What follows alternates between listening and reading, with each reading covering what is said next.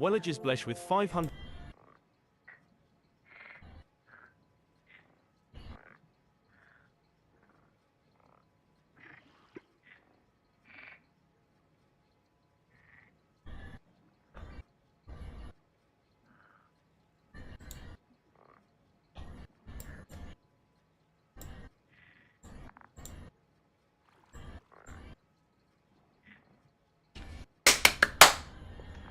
Hello.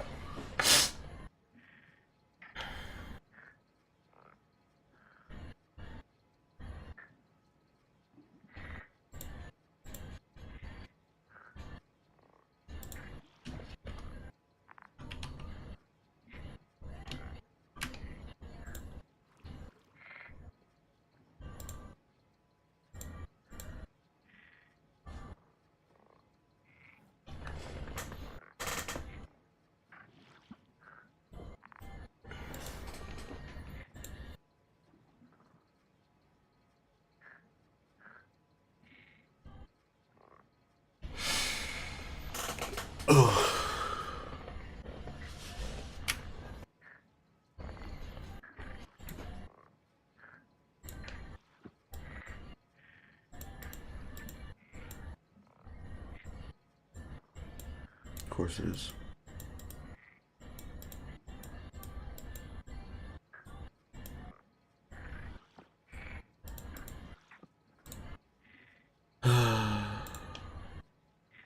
Will there ever be a day where my shit does not get a partial block?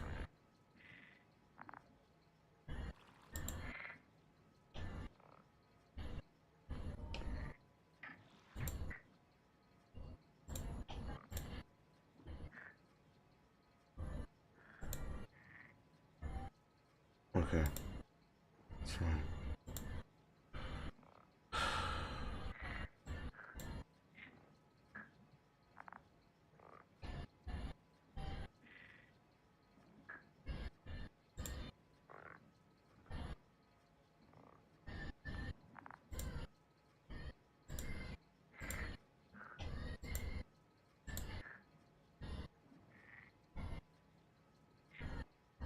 New pieces.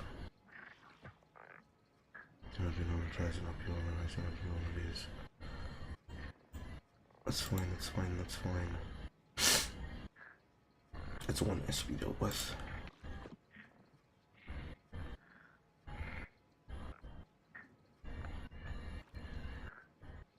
I really honestly should start going through the live list backlog and getting rid of all the ones that are extremely old from like last year or so. Fairly certain people are not watching them. If anything, they're being savaged by bots.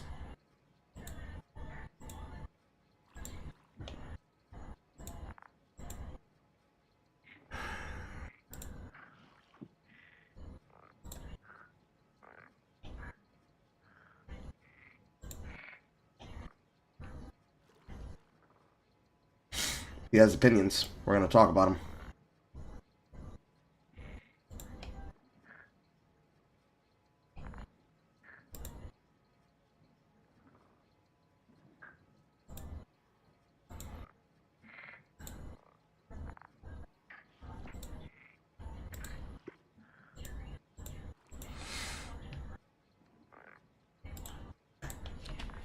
Ow.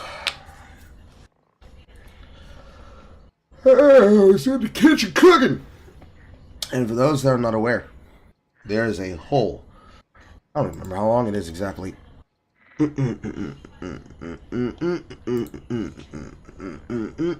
3 hour, 22 minute, and 39-second video that I just published. Was supposed to be published early in the middle of the day yesterday, but I fucked up somewhere in the editing. You know the old saying, chat? Measure twice, cut once, or cut once and measure twice. Or measure once, cut twice. Measure twice, cut once. So, had to re-upload it. Had to re-upload it over the night. And it finally hit.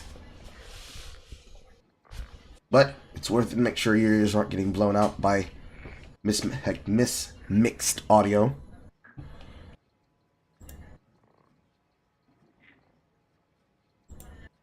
All in all, is what it is.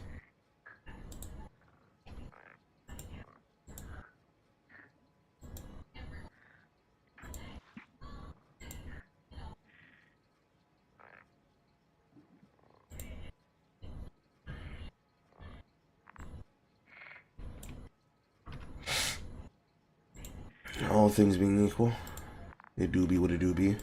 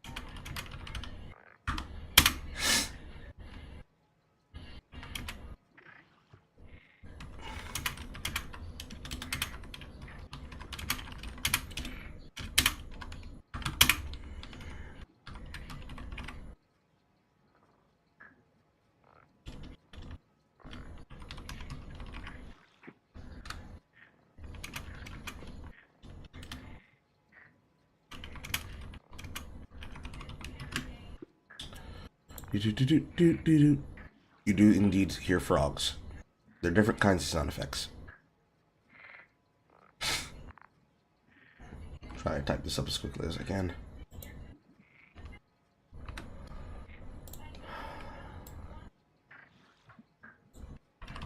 Technically, in total, I only have really one topic that I intended on covering, and it was the coverage of video game preservation, because it's not the first time I've seen it.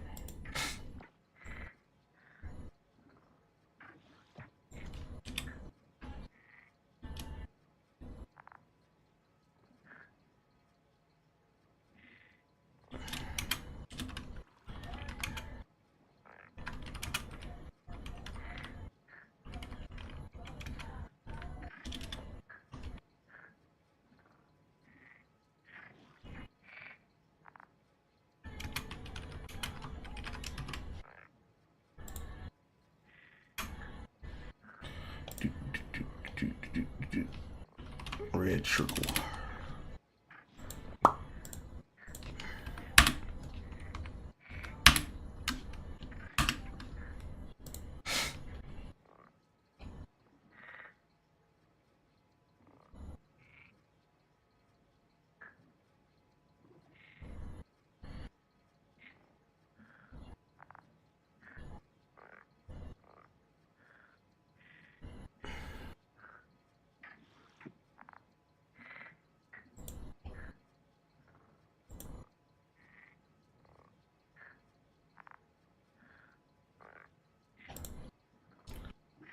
Knife, carry a knife,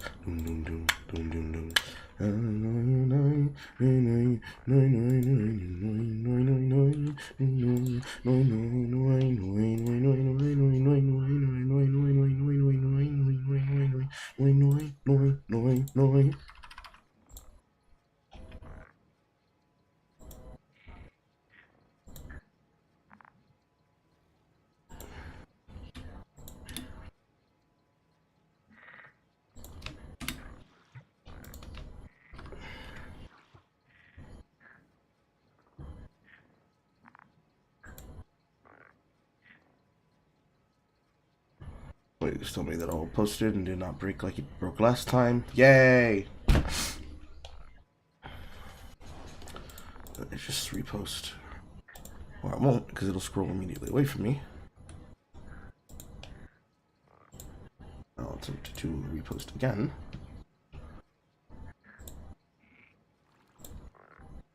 Groovy.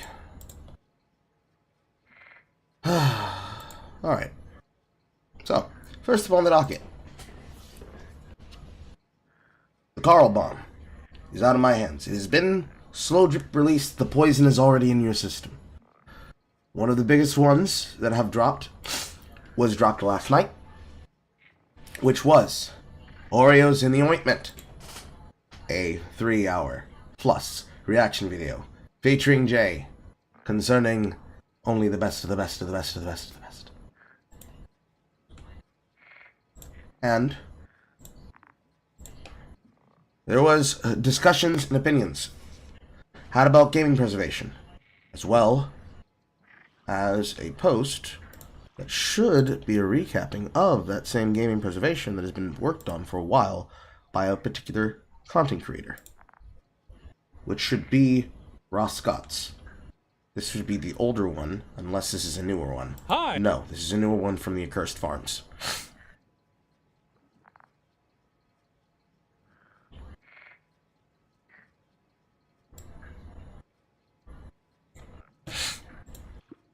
So, we're going to dig into it, and we're going to dive right in. A long video of torture, but Jay and I were there to help you. Wasn't that good? Was that not good?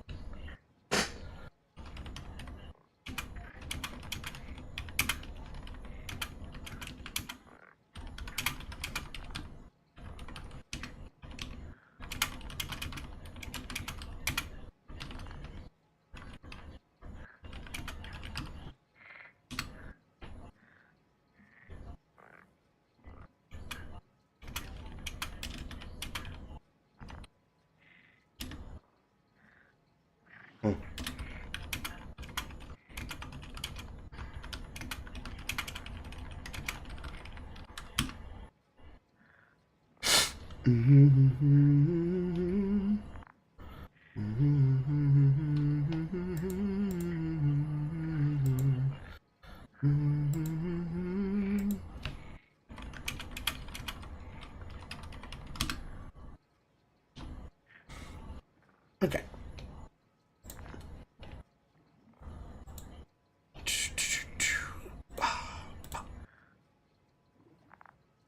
Picture. Did not like anything about what that guy said. It reminds you of a lot of these people having no love for the downtrodden. That is indeed true. See, it started as a signifier reaction, right? It started as a signifier reaction. Then I came across the Pillboy video. Then I got to that particular section in that live discussion about flies in the milk. And when I got to that section and heard that motherfucker jibber jabber, I knew it was going to be a long one. Because all of those two videos, both of them which are necessary for the context clues. Because technically, if you include the context clues of the video itself from Pillboy and the live stream from Signified B-Sides, it's nearly worth 5 to 7 hours of content. But even by condensing that down to 3 hours, originally, in my editing, I was trying to make it shorter by speeding through it, but after being slapped on my peepee from Jay, she and I both came to the opinion that while the first version editing was a good backbone, the problem was that nobody would have understood what the fuck my arguments were, or what I was talking about, or addressing. Mine would have been a lot more pure of a single me reaction, but we then just I chose to scrap the first editing, and we just redid it over again. And I said I would see where it would fucking land. And where it landed was over 3 hours, once I was done editing it. Had to handle some back screen work last night while I was doing it, so thumbnail ended up being delayed, the video ended up being delayed, because we had to handle some administrative problems. We got it out. Speaking of administration problems, let's get this video on the screen. Let's get this video on the screen. Let's get some video on the screen. Let's get some video on the screen. On the screen.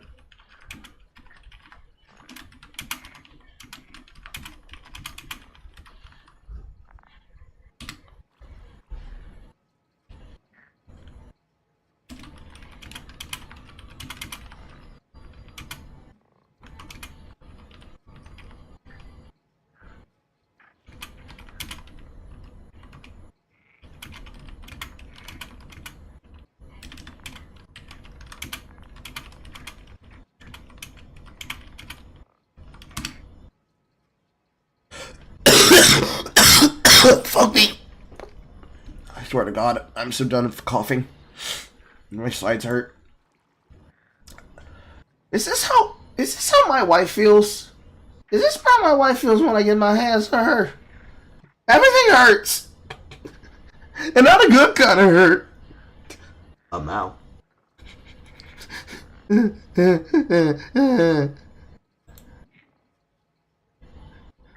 Is uploading a video also taking very long for you? For videos that are over hours long, the length of its upload will vary. But it can be what it is. Me, rendering the video took like an hour. Uploading it, I wasn't awake for it to, I wasn't awake to look at the entire process.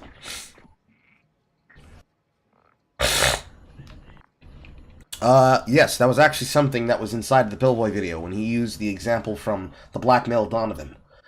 Dinosaur Donovan, as we call him, liked dinosaur facts. Is he mildly autistic? Does he like dinosaurs? The truth to be revealed remains unknown. But Dinosaur Donovan liked dinosaurs. But that nigga got mocked so often for liking dinosaurs, he just decided to become a basketball head. Because he was tired, his exact words, of being verbally abused. And in being verbally abused, it led to him changing his entire personality.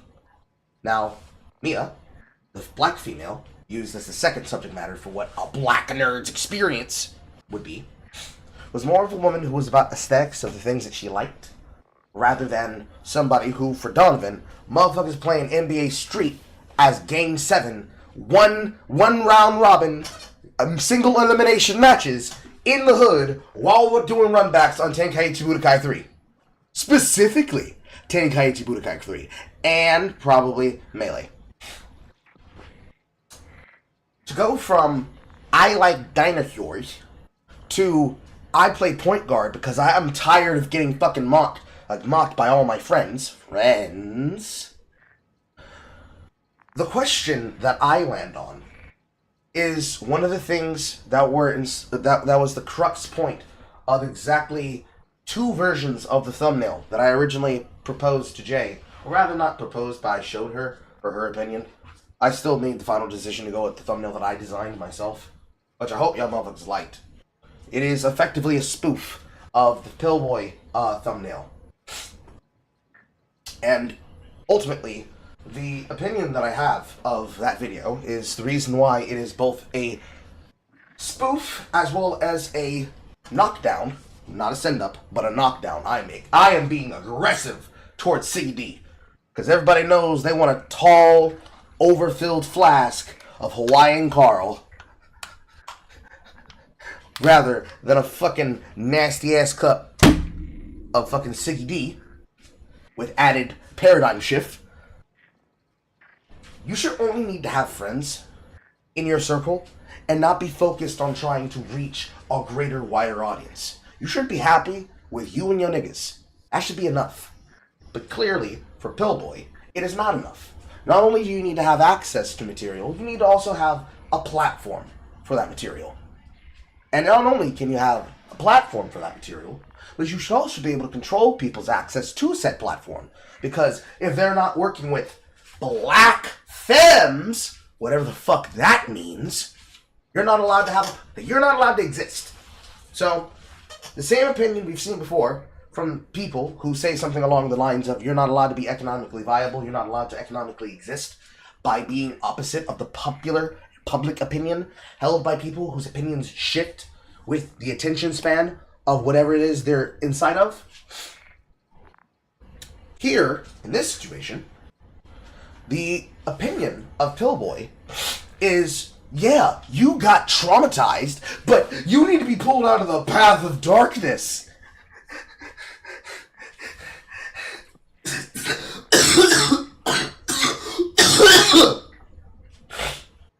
Because, as I joked in the video, Ansem, Seeker of the Hood, is trying to pull motherfuckers into the path of the black pill. He seeks the one true Kingdom J's. Or Kingdom Forces. And it's up to me, good old Negro Sora, to pull motherfuckers out of that path. Because, despite the fact that Donovan did all that shit, it didn't change his attitude for much. It didn't do anything good for them. It's the general crux of everything he was saying and everything the Paradigm Shift was saying. Because, how the fuck do you pull people out of the path to darkness if every single time they want to talk about their experience, you're telling them, shut up, we don't want to hear from you. We don't want to hear from black femmes. They experience the same trauma. Your trauma is serious. Your trauma is true. Your trauma is real. But also, you're just a fucking incel who wants to complain, bitch, whine, and moan because your problems aren't really a true problem that needs to be solved. You need to be forced to bring yourself together with blacks and only blacks. And at the same time, y'all motherfuckers, if you don't like Donald Glover, you're just like him. How dare you like other women? You can't divest from black women. You must be traumatized. You must go through your shit. But don't you dare go to therapy. Don't you dare talk about this to other people. Don't you dare talk about your emotions to a white woman. And don't you dare go to that VsChat. And that, I don't want to say it because it'll probably get stricken as hate speech. But that Trash Panda J Longbone, the both of them, just a bunch of nappy, ratchet, dusty, evil, black minstrels dancing for the audience. Don't you dare listen to motherfuckers like that. No. Listen to me, Pellboy. Listen to me, Signifier. Listen to me, Paradigm Shift. As I make everybody else's problems from you need to treat people with a blazing fist to we be engaging with a bunch of goofies to they, the people against us, Signifier, and me, Paradigm Shift, have to have something to say. They can't just accept information. They gotta push back. And because each and every one of them have internalized anti-blackness, they always hit a wall. They hit a person that always pushes back on them. And then somebody says something to them that leaves them acting like an asshole. And then we give them the Danny Kaluuya side eye and say, hey, yo, what's wrong with your boy? And then we start laughing like a bunch of fucking idiots and stuff like, yeah.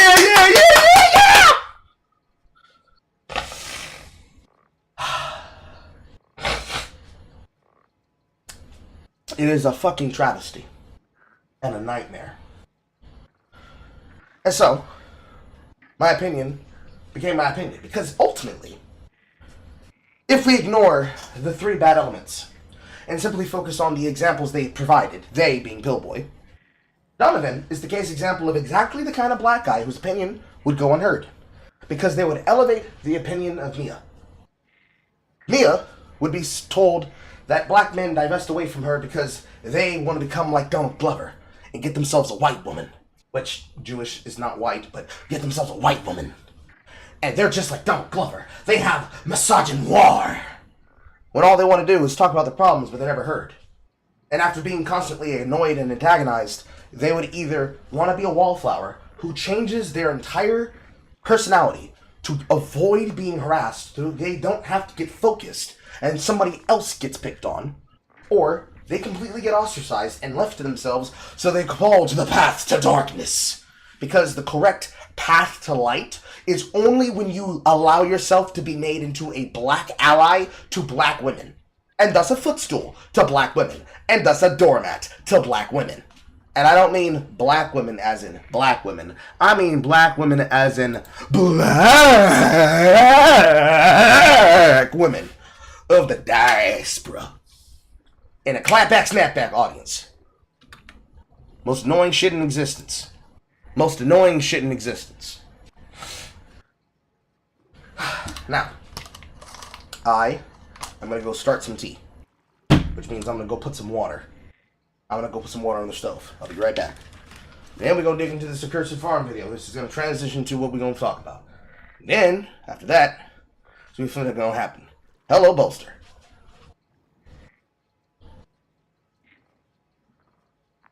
I can tell y'all right now, there is no way, unless you watched it as it premiered, y'all motherfuckers have seen that video. So don't you worry. When you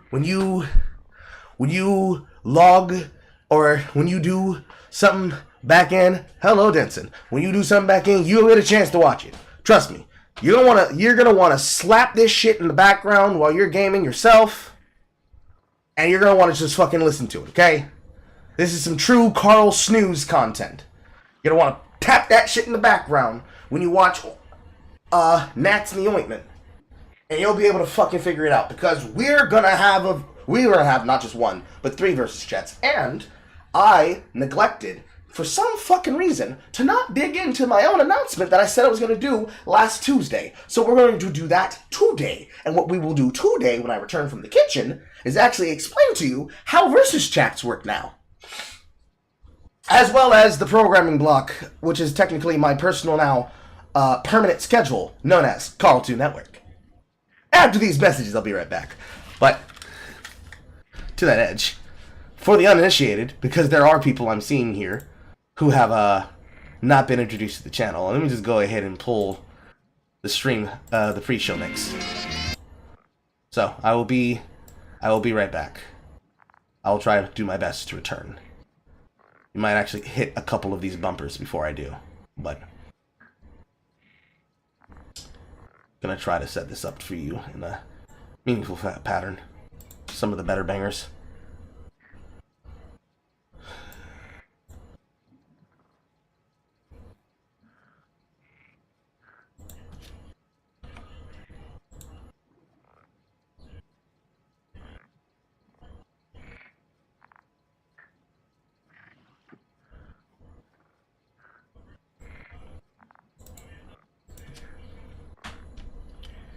I need to find new bangers. One of the things that I really hate about putting together the Radio Carl playlist, as I start back up with the new Rhoda, because these have been things I've had to put on the back burner because I've been burning myself out, not just from both ends, but from all sides, is a lot of these are very hard to find for the way that I would like them to be. But you know, gotta make it work. Gotta make it work. So, go and play some music and I'll be right back. Talk amongst yourselves. Enjoy the tunes.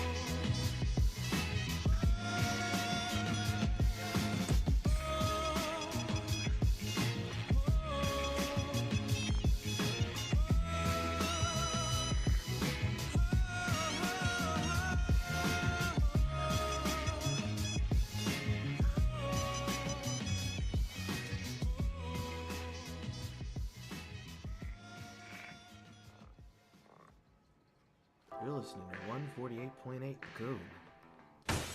Don't ever let me find you talking shit about your parents. It'll make you appreciate that you still got a daddy. If you ain't got one, don't you worry. I'm gonna be your new stepdad.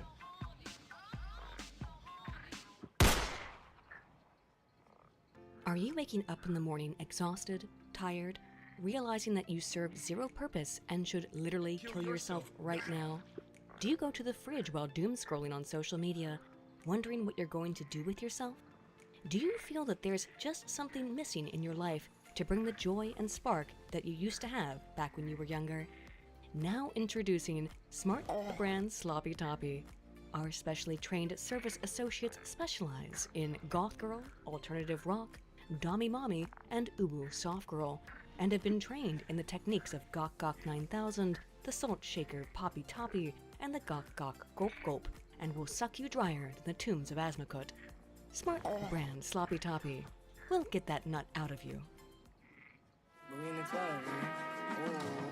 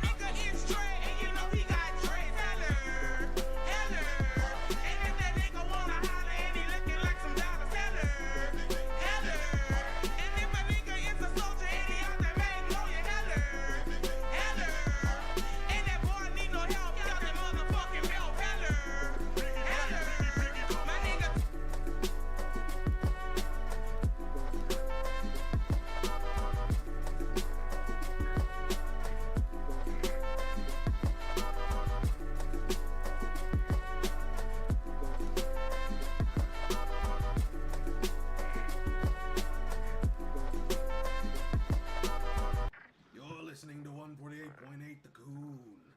And now a word from one of our sponsors. I say, are you tired of having a dinner that is lacking flavor and makes your husband look at you funny? Are you looking for some kind of dinner that is able to serve up a good sense of jazz at the table? Take from me, James Bartholomew Crow, and my friends called Jim, and have all regular spice jambalaya, red beans, and rice. Plus, more flavor than the levies. If you want to be able to jazz up your table, choose Jim Crow's tonight. I am actively debating paying an artist to make a furry avatar of James Bartholomew Crow. When he's banned, that's why.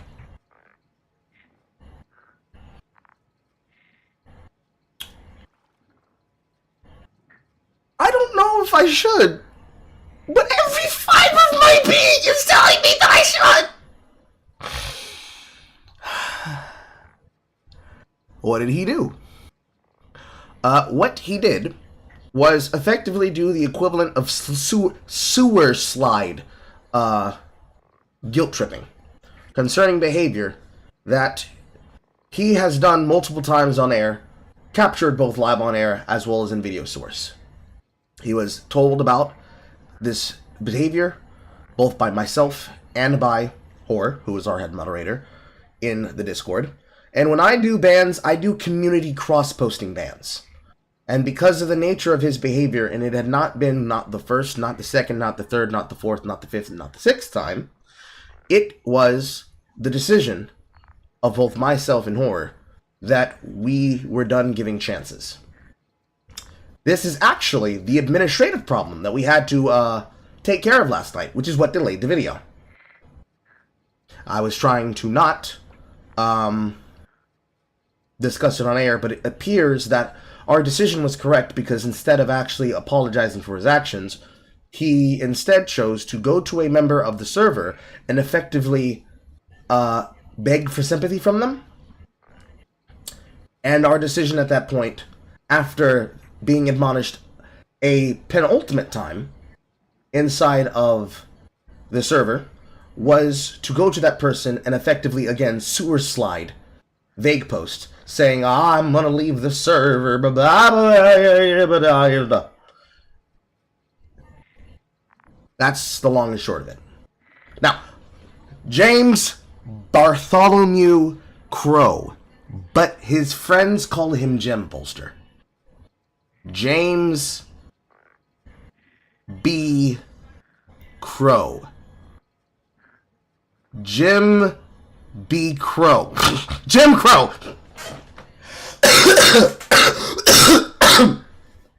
My puns are straight up. But, I cooked a bit too hard when I made James Bartholomew Crow, and he could actually be a fucking... He could actually be a mascot. Cock-a-doodle-doo, I guess.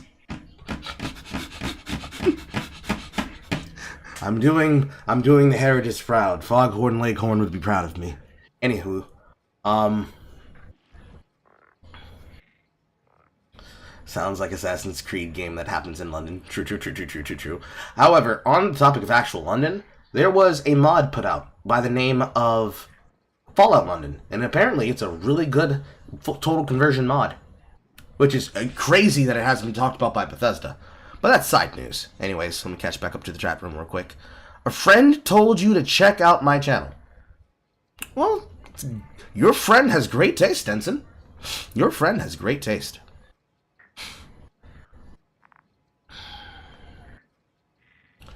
And it's okay. You don't have to be up on the lore.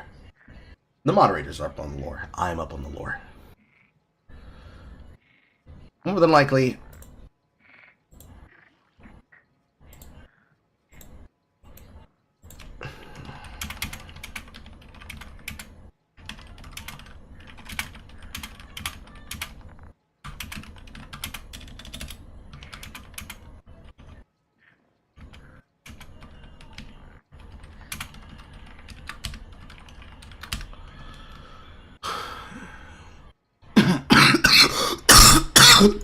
Fuck. Make it like a Chuck E. Cheese mascot. We're gonna end up having several different kind of mascots, but he's definitely gonna be the first. I put too much personality into him. It was something I recorded right after that one really bad Charleston joke that Jay and I made in Season 1 of Interview with the Vampire. I was very annoyed at that fucking episode. So I ended up cooking that up on a sound cut, and I forgot about it until I finished the radio edit, and I thought to myself, this got legs.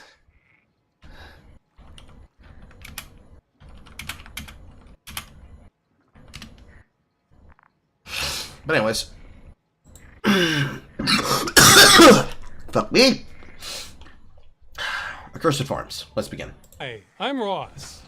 For the past several months, I've been working on a campaign to stop the destruction of video games. See, most video games work indefinitely, and yeah, that's pretty much it. But more and more are being designed to stop working the second support ends from the publisher. A kill switch, essentially. It's a form of planned obsolescence, where publishers are destroying games they've already sold to you, but keeping your money. And this is all preventable. Some people don't understand that. I've compared this before to studios from a century ago burning their own films after they were done showing them to recover the silver content. And now most films of that era are gone forever. That's very similar to what's happening to video games today. That's not exactly how that works, but the similar idea still works. It's just a terrible practice for everyone involved. Now, most of my efforts have gone towards challenging the legality of this practice in various countries, because it's so consumer hostile, it's not clear if what's going on is even legal. That's still ongoing, but now we have a new option, proposing new law, and for the entire European Union. It took months to get put together and processed, but now we have a European Citizens Initiative devoted to halting the destruction of video games. You can read it yourself. This would require publishers to leave games they have sold to customers in a working state at the time of shutdown, without requiring any further connection to them or affiliated parties for the games to function. This is effectively the exact same thing that we had already covered on it. This is in the way of my fucking Tunjin button. This is actually very similar to something that we had already covered before on the channel concerning this topic when he was discussing this with other things. The fucking dodgeball game that I have a copy of somewhere inside of CCM1 functions like this, where even though the game itself is not directly being supported and has effectively been abandonwared, it can still be played as long as you are hosting a server with a peer-to-peer connection through Hamachi, if not through the backbone of a set-up private server that you originate for your friends. It's very similar to a video game that I've actually not played in years, and it was a video game edit created by a group behind, I believe his name is DJ Cutman, called Mega Man 8-Bit Deathmatch. It is actually something that is frequently played by one of my mutuals, Dimitri Monroe, in his audience. I had played it for years before focusing on making content, because I just simply wanted to do stuff that was fun.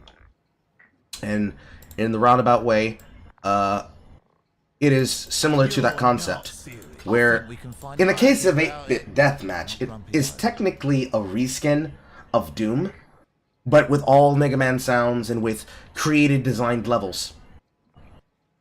It's stuff that's cute, it's stuff that's fun, it's stuff that's interesting, it's stuff that gives you a little bit of left and brevity. Good stuff. Good stuff.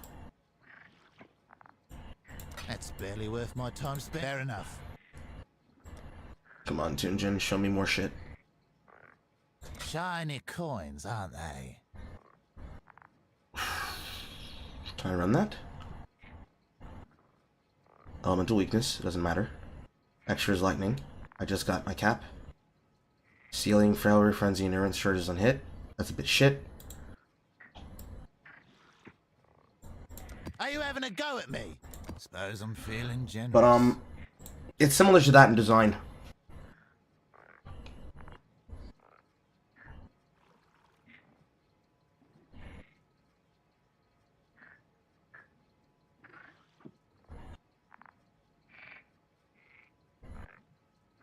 Yeah, it is what it is, Denson.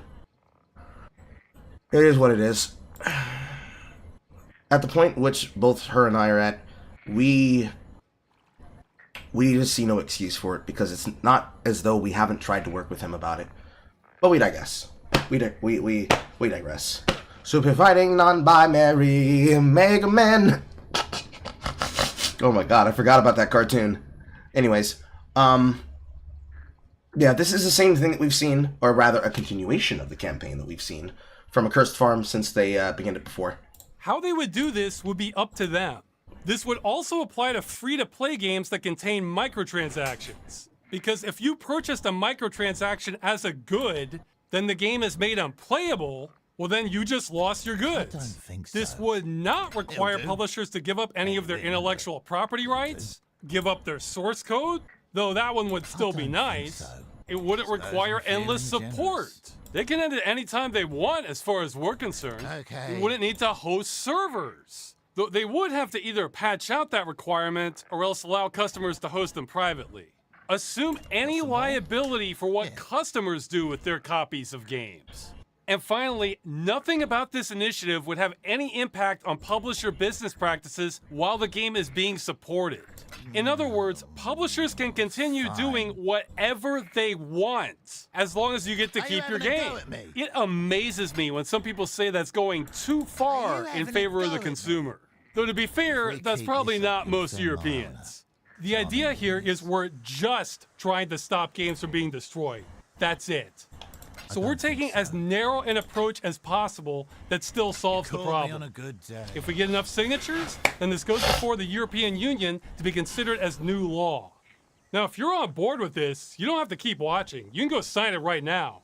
But wait, before you do, you have one chance to do this right. It's not hard, but if you make a mistake, your signature is invalidated and you don't get another chance. We've made guides at StopKillingGames.com on how to do this, just in case. But is this as simple as people sign this and it becomes law in the EU? No, it is not as simple as that, because you still have to deal with the merchandising process, but you're about to tell us about that. Tell us more! Yeah, it might be. Now, it's not a guarantee, but I think if we get the signatures, this passes. Why do I say that? Well, it's a few factors. Politicians like easy wins, and this doesn't require them to do much at all. And unless it involves gambling or protecting children, politicians generally don't care about video games. So True. It's very true. this isn't of big consequence to them or most of their constituencies. Greetings. EU law is already unclear on a lot of this practice anyway, and we would be making it easy for them to settle it. It falls in line with other consumer practices. You know, how when you buy something, you're generally allowed to keep it?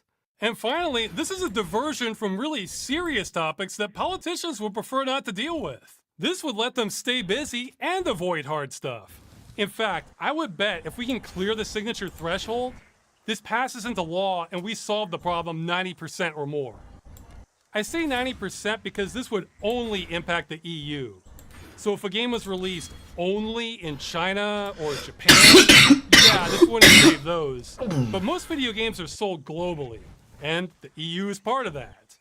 Once it's a requirement that companies have to let you keep the games they sold to you in a major market like that, I think it spreads, whether it's the law elsewhere or not.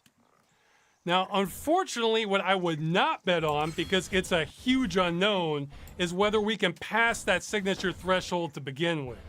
In order for this to work, we need 1 million signatures across the EU. Though really, it's more than that, because some are going to be invalidated because who knows why. So really, we need more like 1.2 or 1.3 million signatures. Oh, and it gets worse, because you need certain minimum thresholds per country for it to pass. So say somebody signs it in Greece. Well, then we need almost 15,000 more Greeks to sign it. Otherwise, none of the Greek signatures count. That rule strikes me as rather obtuse and awkward. I almost wonder if the EU took a page from the United States for that one. Anyway, that's a lot of signatures. I might be delusional for attempting this. I don't know yet. Now, the good news is we have 1 year to get them all, so we will have time. Although I'll say right now, there is no way I can get that many Europeans just from my audience.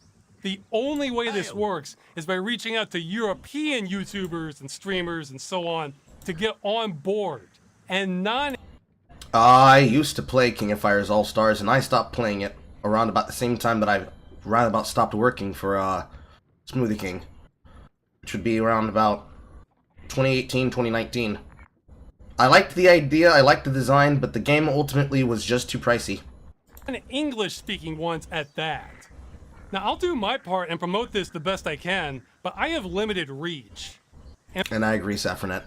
It's also the same reason I felt bad about eventually stopping my my interaction with D2, because as much as I love the SM2 franchise, and as considerably easy it would actually now be for my phone to run it, since I don't have to go and have extra applications on my phone for the purposes of a corporate 401k job, I ultimately decided against continuing to play Devil Downloader Liberation, because even though that game is free, it has some of the similar problems that exist in any kind of mobile gacha banner roller. And ultimately, ironically enough, Path of Exile replaced it, the First Descendant can definitely replace it, and Once Human can definitely replace it. And because both Once Human and Path of Exile have a seasonal gameplay basis where you're locked into that season, in the case of Once Human, for 6 weeks, and in the case of Path of Exile, for months at a time, and First Descendant is free, and for the amount of investment that I put into it, you wouldn't have to do that much, but then again, I did buy a Battle Pass, and then I chose not to play that game for like several weeks at a time, so I gotta make sure to make use of that fucking Battle Pass. The amount of effort for investment and involvement for mobiles versus direct onto the computer designs are entirely different. And if I'm gonna veg out doing something, especially something that may or may not require the processing power of my computer, my time on that game would probably be better used and focused towards making TikToks if I actually had to use something on my phone. Granted, I'm very bad when it comes to upkeeping both my Instagram as well as my TikTok, because the only time I use my TikTok is to research a topic that I'm currently looking at on the PC.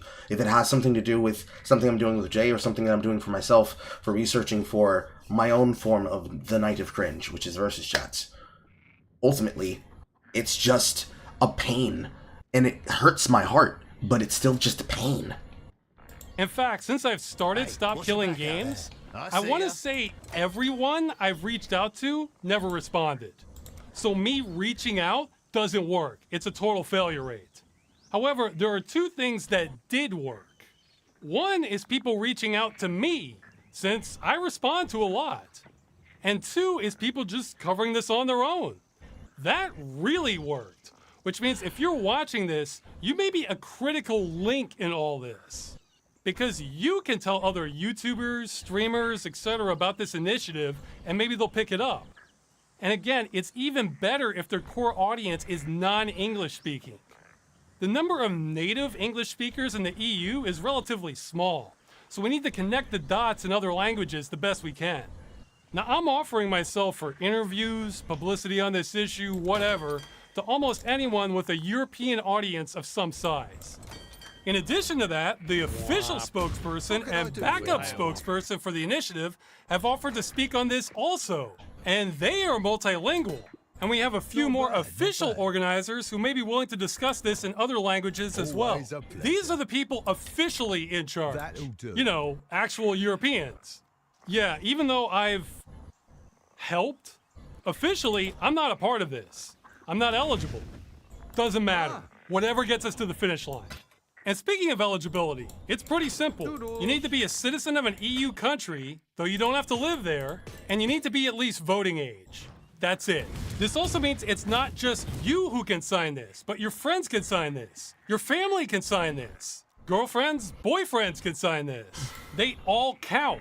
Get everybody. And tell them to get people to sign too. And yes, it feels weird that I'm an ineligible American campaigning for Europeans to sign a document. It's kind of like a little bit of a reverse Uno, you see. Foreigners vote on shit in the side of our country, and now we're voting on shit and trying to get energy towards shit in theirs. It's weird. It's very, very weird.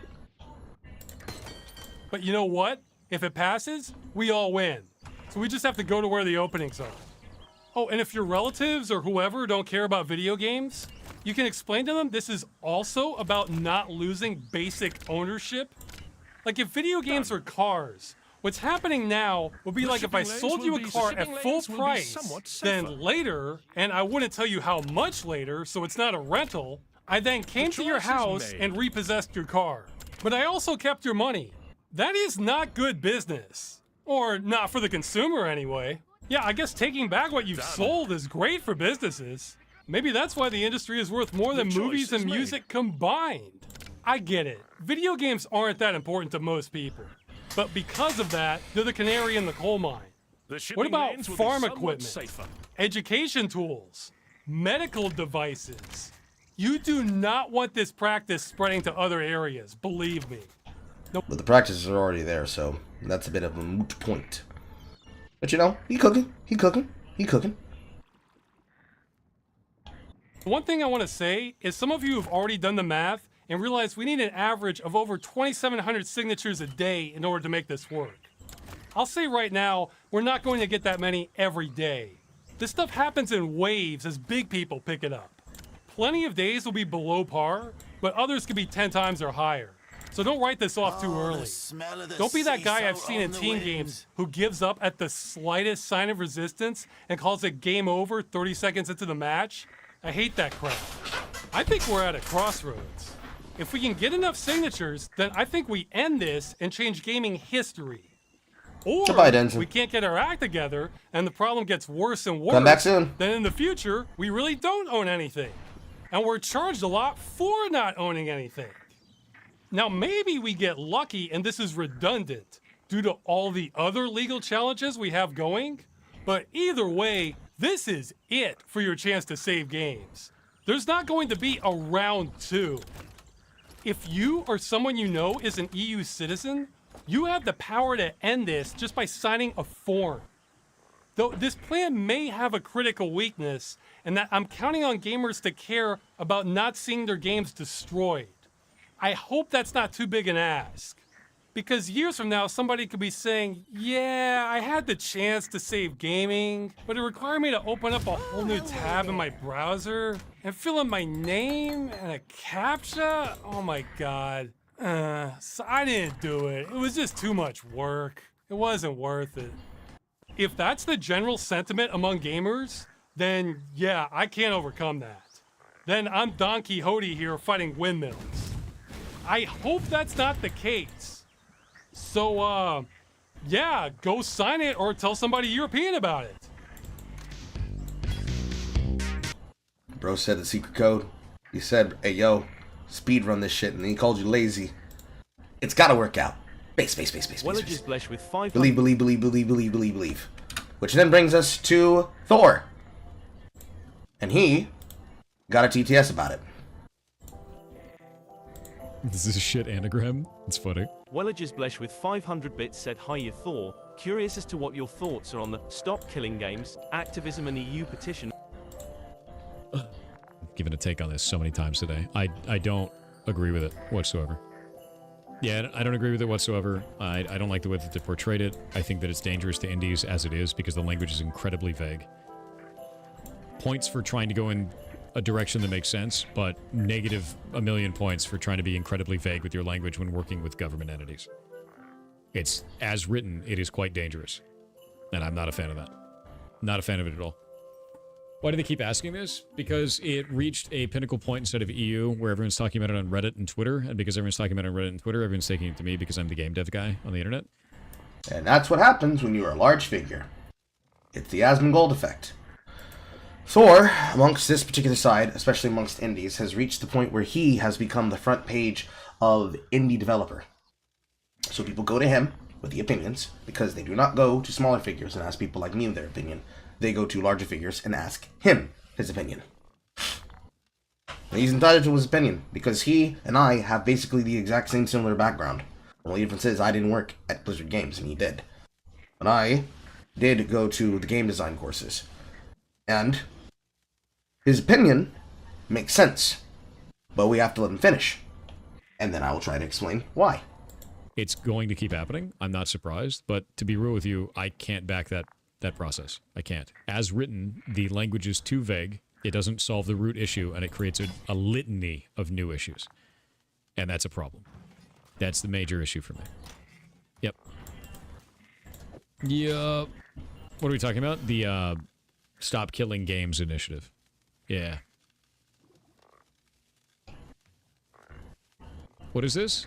Thank God I've had a few of my own subs ask me to stop to promote Stop Killing Games, and it's hard to explain that it's the legal equivalent of using a nail bomb to take out a wasp's nest. That's exactly what it is, dude. So the basic problem is, as all things are, when you get down to the topographical issue of it, you're asking for foreign entities who you don't have the ability to directly work with, but you have the ability to possibly encourage, to hope that they will work and vote in your favor, and thus do things that you're asking them to do, because at the bottom of their heart, they will pretty please not fuck you here, because listen, you've been fucked before, you won't get fucked again, won't get fucked again. But it's a very scary prospect to put yourself in the position of, because there is no guarantee that you will not get fucked again. As is the case, and as many people are wanted to do when it comes to issues like these.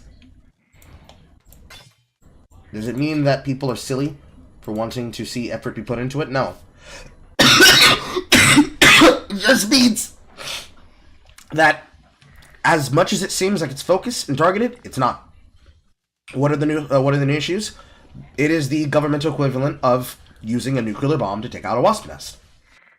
The language inside the bill is unfocused. The way that he's explaining it and how he's presenting it is aggressively, generally vague.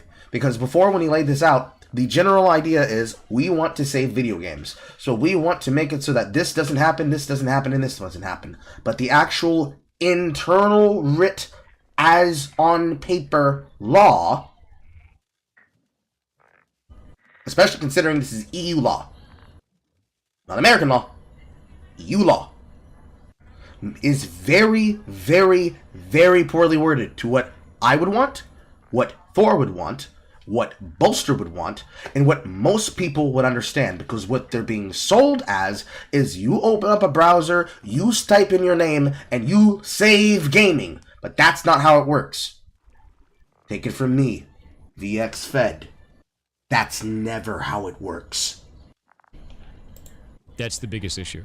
So for those who don't understand, the Stop Killing Games initiatives is basically, we don't want single-player games to have DRM that the developers can turn off and thus render the single-player games inactive anymore. This is what they want to change. The way that they're going about it is using very vague language that makes it so that even live service games could be caught in this net, which means every multiplayer game gets caught in the net.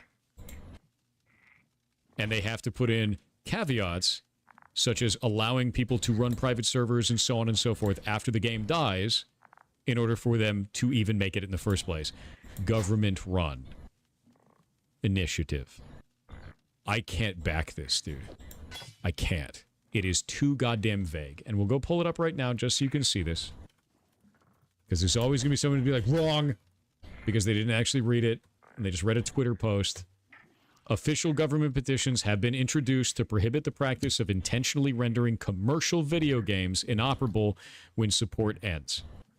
Currently, petitions for the United Kingdom, Canada, and Australia have been launched and will soon be open for signing. This right here, intentionally rendering commercial video games inoperable when support ends. Of course, we render them inoperable when support ends because we turn the servers off.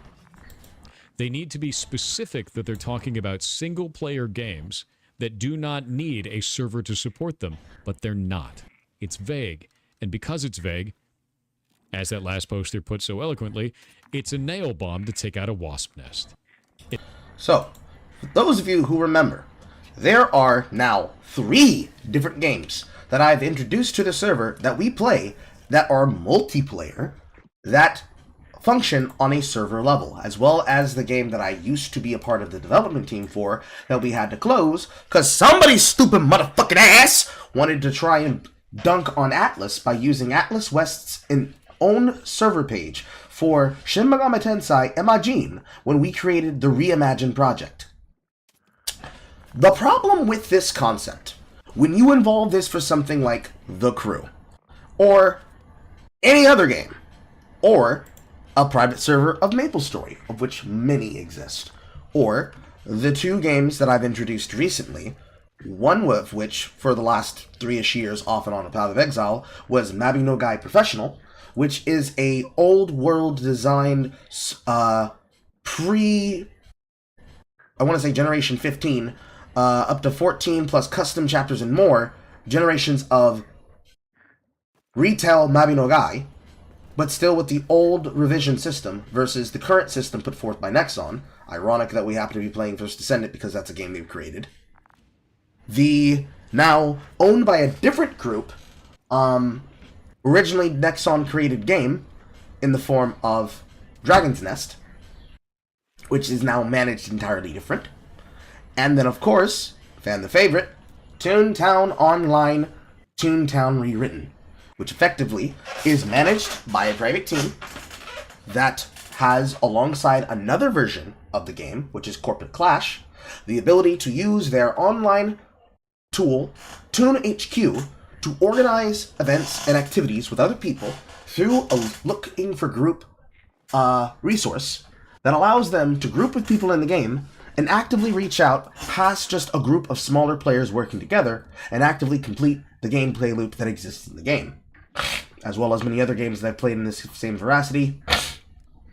Unlike something like, say, getting a online connection through Hamachi to design and connect for something like a single-player game that has a multi-server capability for multiplayer, such as Civilization, or Heroes of Might and Magic, especially Heroes of Might and Magic 3 or Heroes of Magic 4, or the online capabilities of Icewind Dale 1, Icewind Dale 2, Neverwinter Nights, and other games of that variety that came from the yesteryear of Windows 95, 98, 2001, XP, and Vista.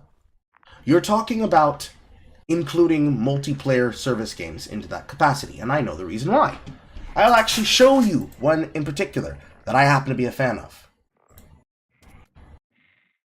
Ooh woo, poop poopy doo. Pull this up real quick.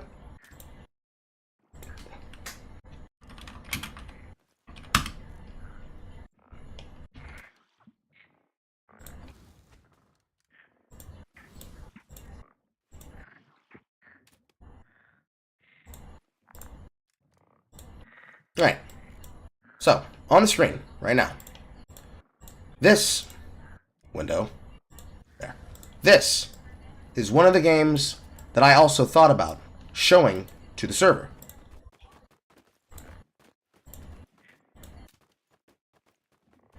Transform, hit the screen. This is Drift City. Drift City is effectively a more cartoonish version of The Crew. Similar-ish game design, but entirely different game loop and system.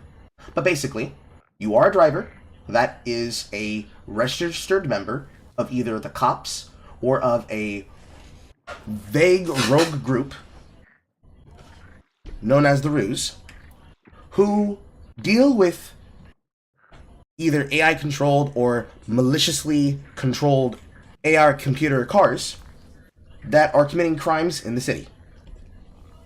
It is effectively a MMO racing video game developed by Pluto, and that has been sponsored by different major automotive companies like Chrysler, Dodge, Jeep, and U1 Technology. The standalone iOS and Android game was released in August 11th, 2015, but it has long since been shut down.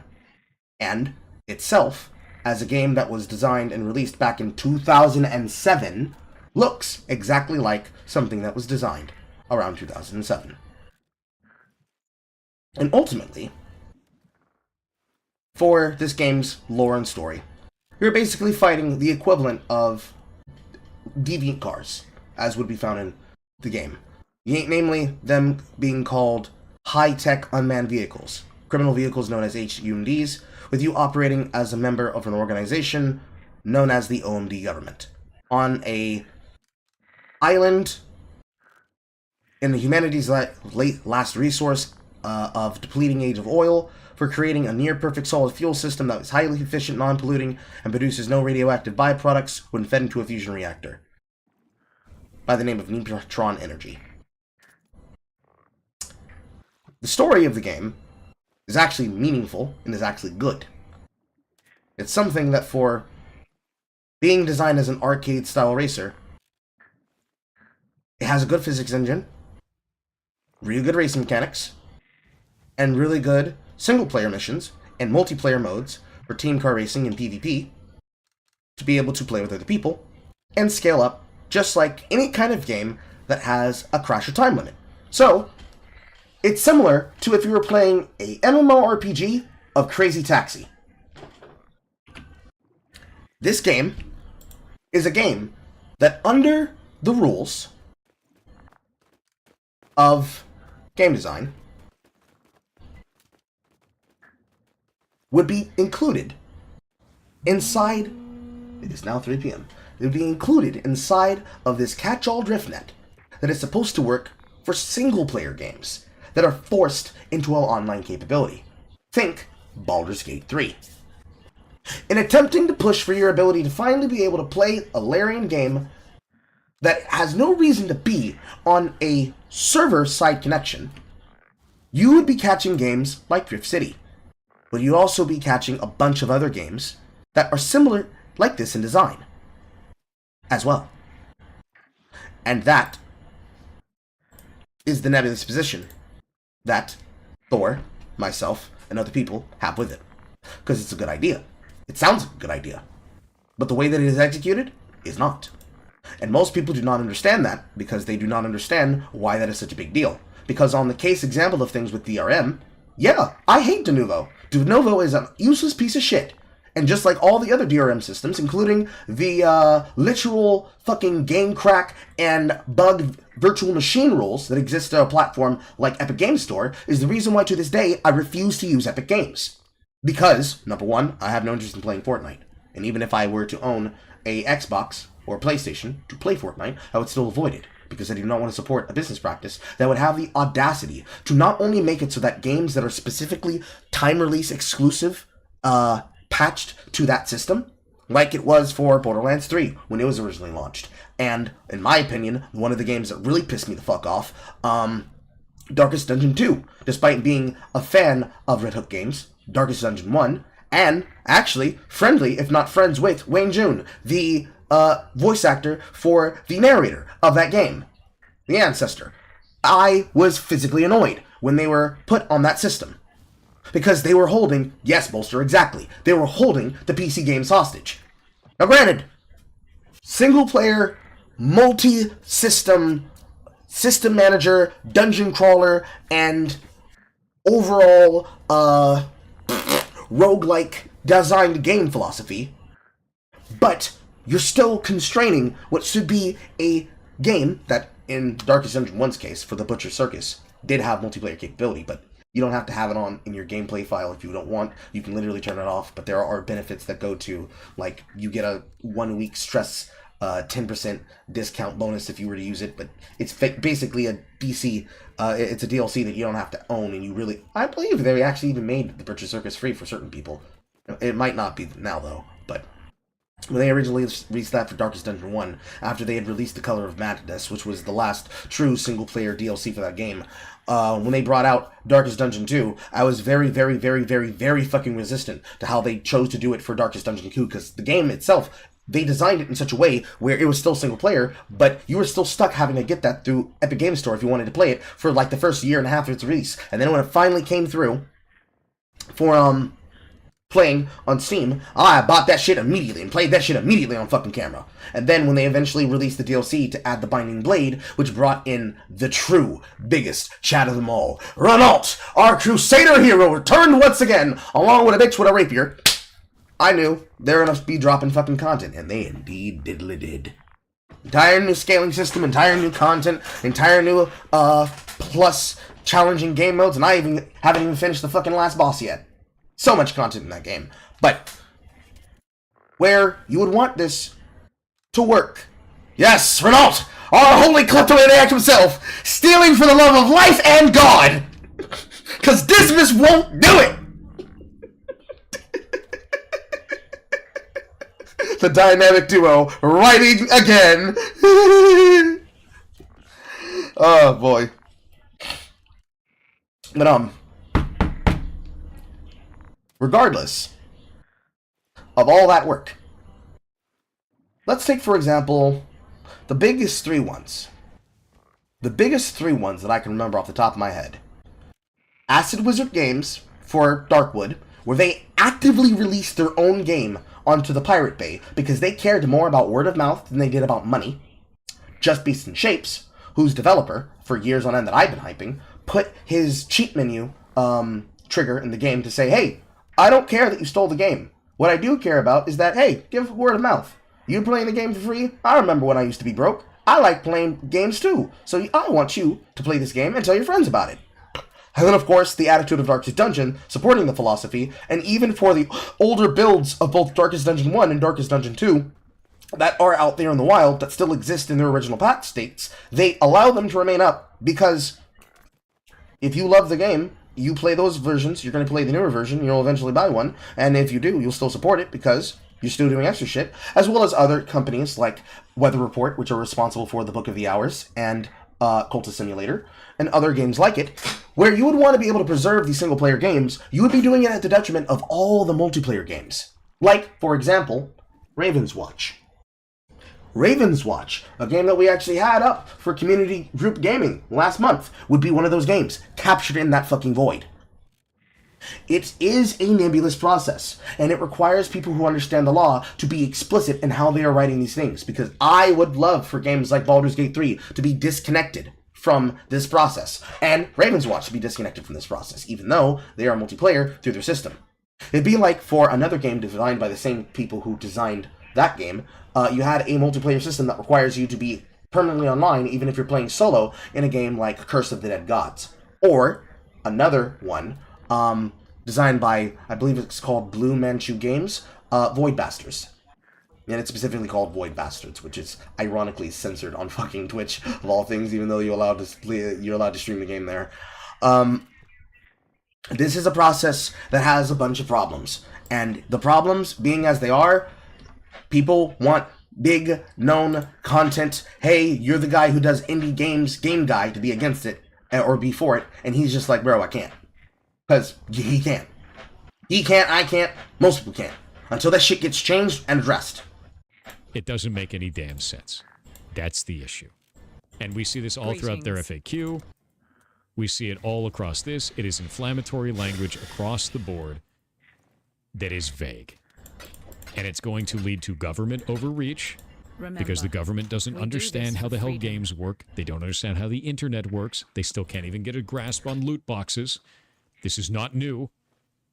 And you're handing them a weapon to start walking through the games industry indiscriminately attacking things when they don't understand it. This is a bad direction. Can they change it? I hope so. But here's the thing. They're proposing this, and I hope it doesn't go through. Because what they're doing is too vague and dangerous. Stop Killing Games comes from the guy, live service is a scam. This is not based on vagueness. It is their intention to have all games to be updated to be single player, even if it was an MMO originally. Do you have a source for that information for me? Because I'm going to be real with you. If that's the case, all of this can eat shit then. I drop the mask entirely. I have no qualms about that. If the intention is to turn all live service games into single player games, they can eat my entire ass. The whole thing. So if you have a source for that, I'd love to see it. Yeah. Be great.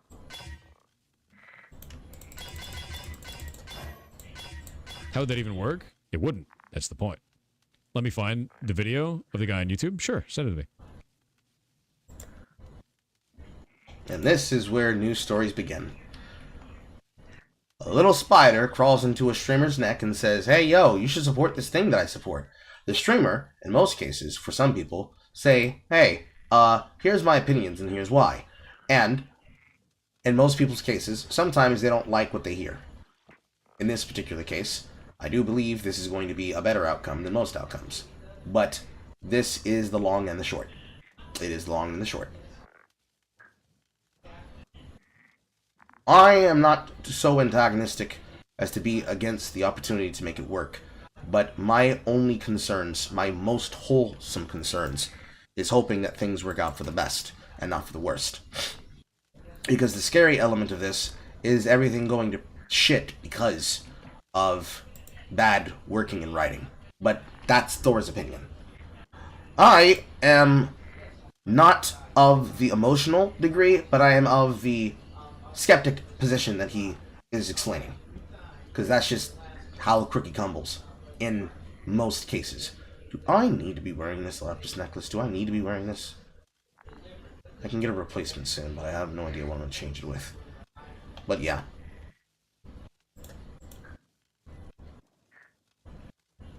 I feel like you've said this like 5 times. This is going to be the hot news for the day, dude. It's just going to keep coming up. Keep coming up. The reason that I'm talking about it so much is Sunder, our pants editor, our tailor, is sitting there taking all of this video and turning it into a video so we can put it up on YouTube, so I never have to talk about it again. It'll be great. Yeah. So we basically sacrifice one day of talking about this shit so that anytime anyone ever brings it up again, I go watch that video. Bye. Something that I have to do now with a lot of the videos that get covered, so that when I talk about something, I don't have to keep talking about it, just because another person didn't see it. It's a great process, I promise you. It does not at all keep me up at night. Not at all. Not at all.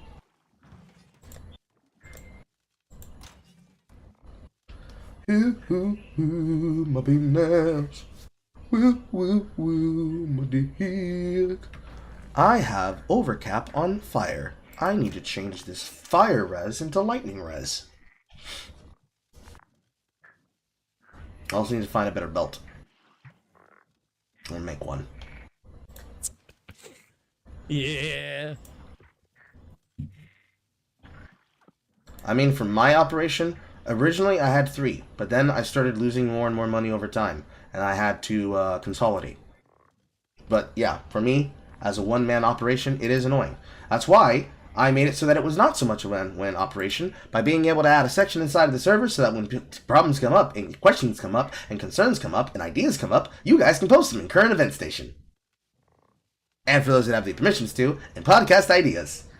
So that if somebody has an interest in the topic, and this also does apply for people who support directly, if you are a person who has pledged on my Subscribe Star tier to a tier that allows you to request content directly from me, this is where you should use your ask. If you want me to cover a topic, that's how you do so. So that I can be on top of it, because I know that's a person who is paying for content to be done. So yeah, if you have that link, please at me with it in chat. It'd be great. Can I get the vid? When it's finished. We're still in today.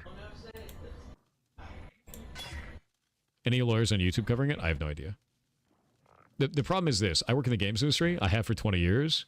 This looks like a nightmare to me. It looks vaguely written as shit. And I refuse to back it. I refuse to.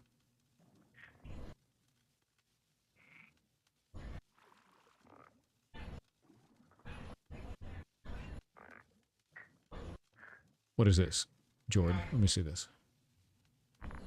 When I mouse over it, it shows Rickroll. So I don't feel like that's the case. That seems incorrect. You've been given away by thumbnails. Yeah. Very unfortunate.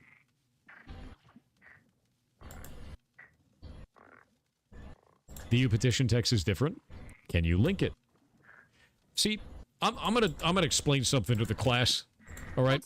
I know some of you guys just see me as the substitute teacher sometimes. If you're gonna make a claim, you have to post a link. I don't give a shit about what you say until you post information. God damn it. Share with the class. What is this? Europeans can save gaming? Oh, God. What is this? What do you mean Europeans can save gaming? Gaming isn't in need of saving.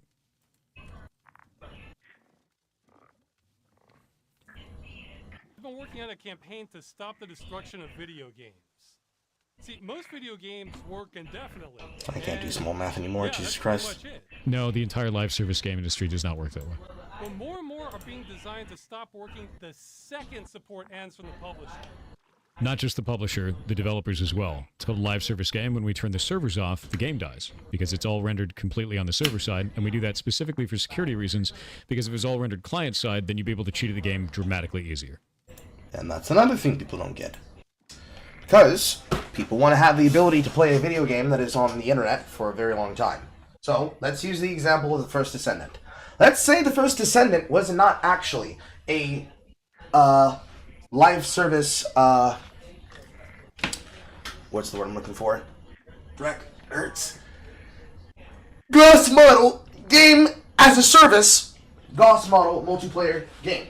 But it was instead more like a single player instance that had multiplayer zones in that instance.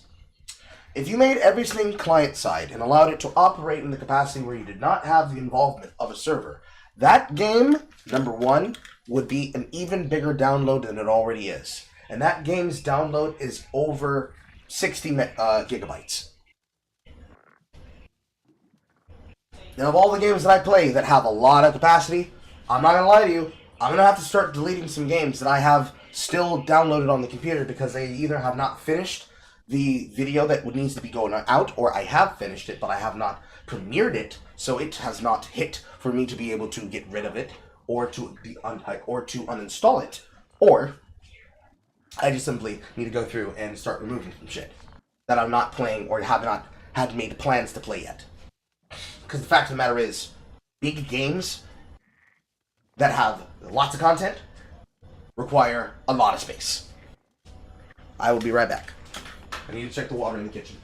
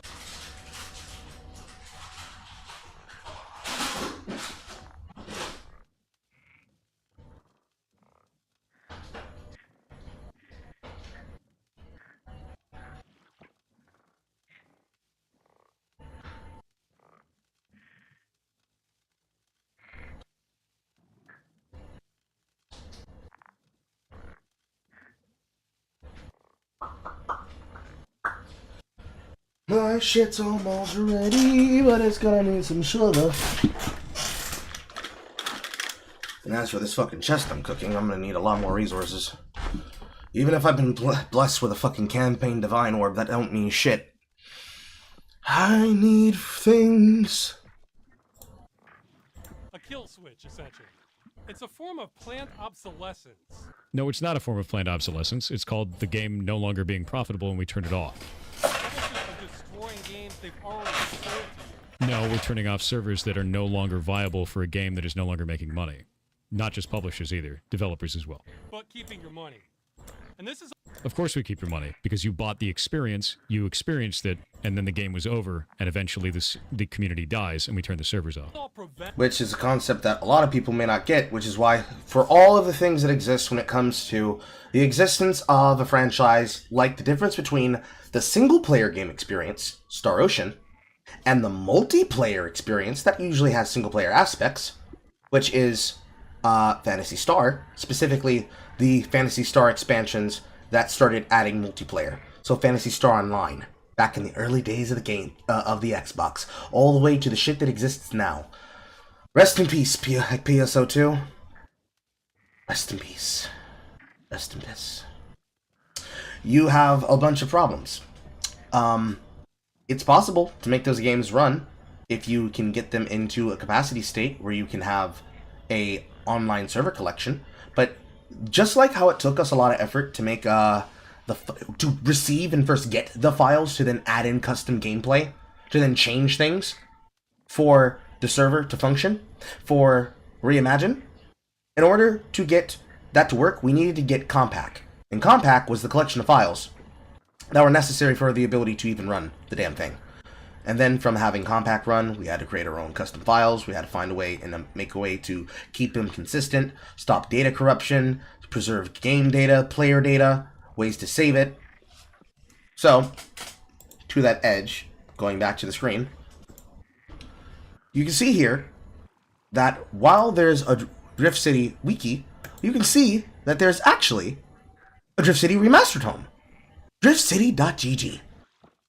And the Drift City Reddit, subreddit, has 192 members, and yet, posted of a year ago, Drift City Remastered. And, year before that, Skid Rush Emulator, latest SR version under development.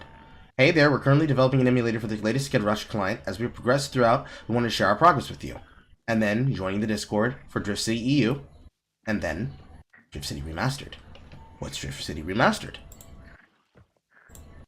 Drift City Remastered is the place where you can go to be able to log in, to register the game, download the client, and be able to play that game. There are people right now in that game with their top crews, active characters, peak player count 331. 1 year, 9 months ago. Players that are currently online, 76. Active characters that exist, 666. Banned players over the last 7 days, 2 of a total of 823. While those numbers look low, this is what a living private server looks like. This is a living game. All the things that have happened didn't require government investment. People sought out and they did it. How alive is it, Carl? They've had GT championships that they've posted recordings of from Dur Crazy Eid and probably more since release. What we aim for? I mean, yeah, we should aim for that. There are streamers playing the game actively. Streamers playing the game actively. The same way that I was playing the private servers on air. And still do. Getting killed. Oh yeah, let me see. Right side? No, not yet. No. Well. Bro, yes. Nice. You got a good spot. Nice. Listen.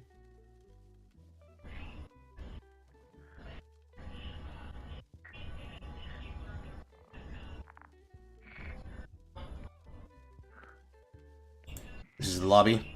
Here goes the race. What you're about to witness is what I can only be able to call peak gaming. For those who have ever wondered what kind of era of online video games that I thrived and wish to thrive again in, it's this. We have a good starting position. I didn't join. Huh? Interesting. Okay, decent graphics. Yeah, I was actually questioning. I think you forgot. Homies grooving in a game that we're all playing. Good start. Nice. Getting this gate too. Good start. Bitch! Oh my god, I nearly dropped a fun. What the fuck? Okay, chillax, buddy. Please, Hausa, come on, bro. Why is he doing that? Oh, he can still get top 8, maybe. Okay, top 8.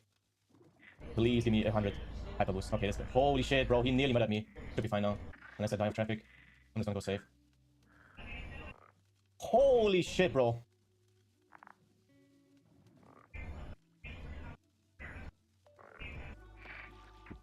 Bro.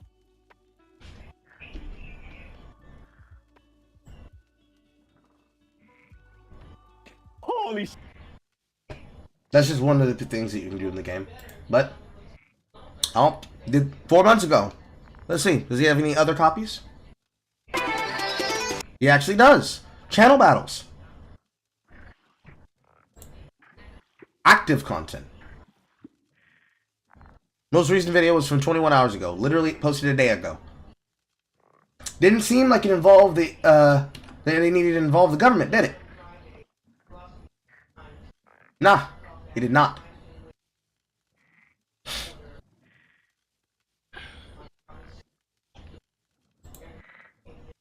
Like, dying games that have that are a built-in experience, that have a concern of missing out.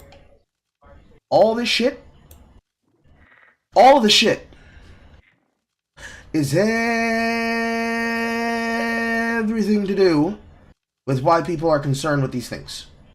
Now, of course, it's not a detriment against Accursed Farms. It's not a detriment against Thor, and it's certainly not a detriment against the last one that is inside of this, which is Louis Rossmann. Because everybody knows Louis Rossmann, man out here with right to repair. The right to own your fucking video games is in the same fucking spirit and the same line of concept. But this is what people don't get. You don't need the government to do this. People who are active, interested parties can do this. The same way that I've done it with video game emulation, and the same way I've done it with private server preservation, is the same way that it can still be done again. Some games you can't save.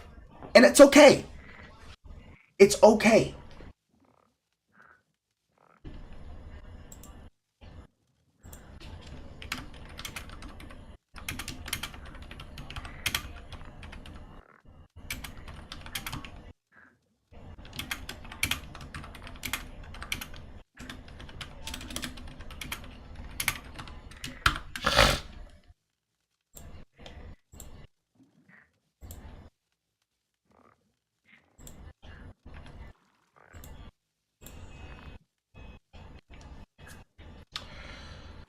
it is what it is. And it sounds cruel, it sounds mean, it sounds rude, but it just is what it is, man. It just is what it is. Some people don't understand that. It is not preventable. You can't play World of Warcraft as a single-player game. I've compared this before to studios from a century ago burning their own films after they were done showing them. That is not the same as World of Warcraft servers going offline after the game stops making money. Recover the silver content. And now most films of that era are gone forever. Still not the same. That's very similar to what's happening to video games today. No, it's not. It's just a terrible practice for everyone involved. Now, most of my efforts have gone towards challenging the legality of this practice in various countries because it's so consumer hostile, it's not clear if what's going on is even legal. No, it is legal. It's called running a video game on a server, and then you have access to that server under the TOS for the lifetime of that server being online, and then when the server goes offline, you no longer have access to the game because it's rendered entirely server-side. That's how live service games work. That's still ongoing. Hey everybody, how's it? Now we have a new option, proposing new law, and for the entire European Union. It took months to get put together and processed, but now we have a European Citizens Initiative devoted to halting the destruction of video games. This is wild to watch. You can read it yourself. This would require publishers to leave games they have sold to customers in a working state at the time of shutdown. How are you going to do that with World of Warcraft? How are you going to do that with any live service game? How are you going to do that with Final Fantasy XIV? You shut down the servers, and then the game still has to be in a working state. It is an MMO. That is a live service video game. That doesn't make any goddamn sense. You can convert them into a single-player game. Who's going to do that in the case of the company not having enough income to continue making the video game? And this is another part of the process, and another part of the problem. You want people to convert this, but they would require some kind of investment for this. And while the idea sounds great, entirely nebulous.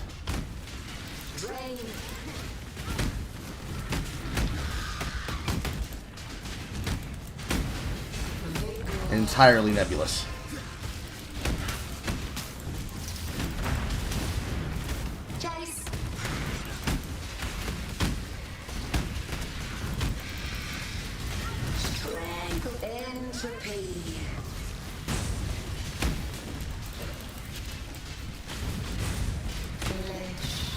Let me finish this. I'll get back to the video. I just need to do my Maven.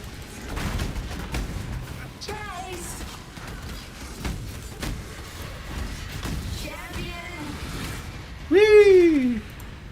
Do you think that work just comes out of thin air? What happens when it's I don't know, an indie developer? Do you think that they're going to be sitting, like, imagine Realm of the Mad God, and Realm of the Mad God suddenly goes out of business, and the indie studio isn't able to do this. What are they going to do, face fines? No. For not converting it into a... Now, in the case of Realm of the Mad God, I'm going to go ahead and put my hand up as a person who has played that game actively from when it was first owned by Wild Shadow and then moved to Giant Bomb and now owned by its current person. It starts with a D something. That game, for all of its potential, it could actually work as a single-player game. The problem is that you would have to redesign every single aspect of it from the ground up. Every single aspect of it would have to be redesigned from the ground up. Because it was not designed as a game to be played by a single person. It wasn't. It's no Castle Crashers. It's no Scott Pilgrim's versus the World the Game. It's no Mighty Morphin Power Rangers Rita's Replay Revenge. It is no Teenage Mutant Ninja Turtles Turtles in Time HD edition. The game was designed to be played by multiple people at a single time. That's why there's multiple classes. That's why they sell it as a feature for you to have the ability to use your NFT consumable purchase through premium currency to unlock new stash tabs, new character tabs. A system that you die and then you get more points for towards your fame level that then contributes to your ability to unlock other characters. If you don't outright use currency and money to buy them directly. All of which is an NFT. A non-fungible token that when the server dies, goes away. And unfortunately, despite that being the fucked up aspect of it, this is the aspect concept to something like Helldivers 2. Helldivers 2 is a multiplayer game that is a live service being ran by a group when it is no longer profitable for Arrowhead to run Helldivers 2 on Sony and through the multiple secondary processes like Steam to operate the game, they will turn the servers off and the game will die. How do they preserve that? And how would you even go about the process of getting the return of interest of your money? This was actually something that was very important when I was looking at how to buy premium currency inside of the First Descendant. It did say, if this remains unspent for at least 2 weeks, you can be able to have this monetary amount returned. Consider the amount of money people waste every fucking day, every fucking year, every fucking week from their disposable income on a game like Path of Exile, another case example, Phantasy Star Online 2, New Genesis, another case example, The First Descendant, Once Human, anything that exists like this. How do you go about making a legal case that you should be refunded the money? How do you get that back? How are they supposed to do that to you? What kind of fines are you going to throw at those companies? Okay, you're going to throw major fines at companies like that of Activision, Blizzard, King, Microsoft. Because ABKM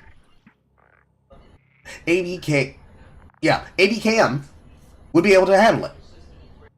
What are you going to do when you have to send that kind of money towards somebody like Toby Fox? What are you going to do if you have to do that to a single developer like myself?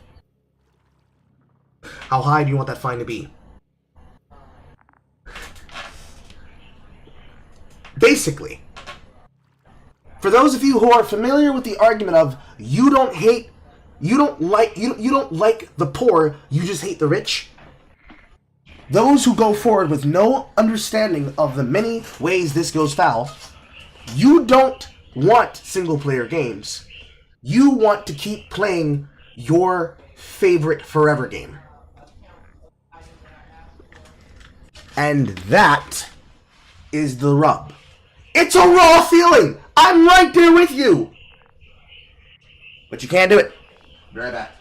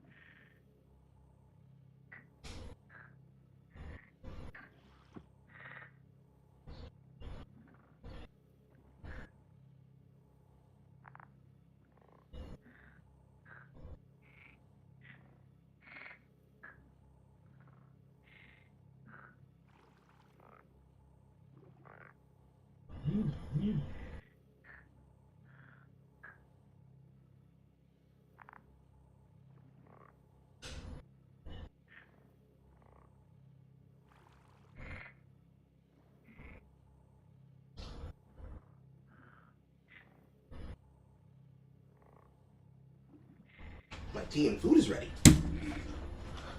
Alright.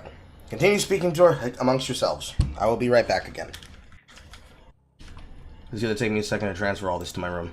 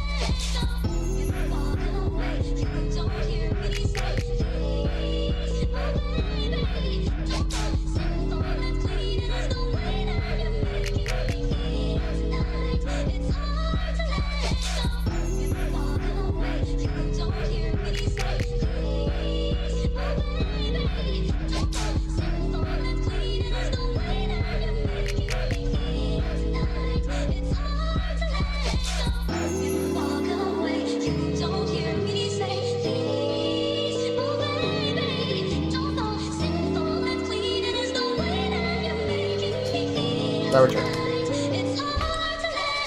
Everything is good on my end? Yeah.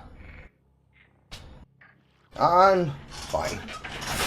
Sponsors for SinglePlayerCarl and Radio Coon are provided by BBC Migraine Powder, Jib and Toby's Ethnic Enrichment Playground, Cringe On Demand, Blockbuster Entertainment, Uncle Tony's Riot Seasoning, Smart Negro Brand Colonized and Cheap Dating App, Immemorial Malt Liquor, and PointDexter.com, and the generous donations and watch times from viewers and haters like you. Thank you! And if you'd like to support Carl, consider leaving a wonderful donation at Ko-fi.com, Subscribestar.com, YouTube.com, and Twitch.com/SinglePlayerCarl. Make sure to support your niggatry today, or you hate black people. Return. So yeah, it's a very fucked up situation. It's a very nebulous situation when it comes to the concept of the issue. But, you know, it is what it is. Single player game? Do you see how insane that take is? Without requiring any further connection to them or affiliated parties for the games to function. You literally cannot do that. How they would do this would be up to them. We're gonna pose a problem to you and then shit on your desk and then make you clean it up and figure it out. Why don't you just do that, developer? This would also apply to free-to-play games that contain microtransactions. What? Which makes it even worse. We want your free-to-play game that contains microtransactions to be playable indefinitely in a single-player setup, in case your studio doesn't make enough money to support that free-to-play game with servers. Because if you purchased a microtransaction as a good, then the game is made unplayable, well then you just lost your goods. No, you had control of it over the time that they were on the servers, which is why it's part of the EULA and TOS for those games. Which people don't fucking read! Which people don't fucking read. Which is why when I first heard these videos and saw these videos, I thought to myself in the back of my mind, man, that's crazy. I can't believe the guy didn't read it TOS. Because as most of you should be aware, especially if you played games during the time period from which Drift City was made, which is anywhere from 2000 to 2000, I'd say up to 2010, since one of the best ones for this was MapleStory, you're effectively asking people, as Thor just put it, make a free-to-play game with microtransactions, and then make it so I can continue to play that game in perpetuity in an empty world by myself with the stuff that I purchased, which the game's single player, I would just be able to find somehow, in some capacity. So, rewrite the game's code at the same time while you're doing this. And then while you're doing that, allow me to keep the things that I purchased, and you do all of this at a deficit. Fix the problem that I've posed to you by not understanding the contract that I agreed to.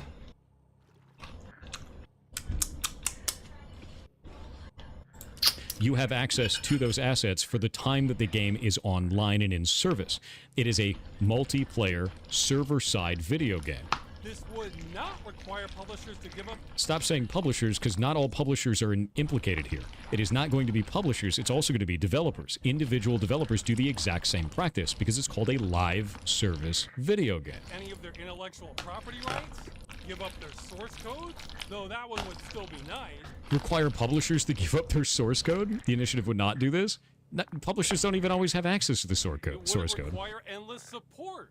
It wouldn't require endless support? No, it would require a shitload of support at the time of transitioning an entire multiplayer server-side game into a single-player video game, which means rebalancing the entire experience around single-player, rebuilding everything in the entire game. How are you going to do that with Final Fantasy XIV? You're just going to make all the raids soloable? Man, is that really going to give the same experience? Not particularly.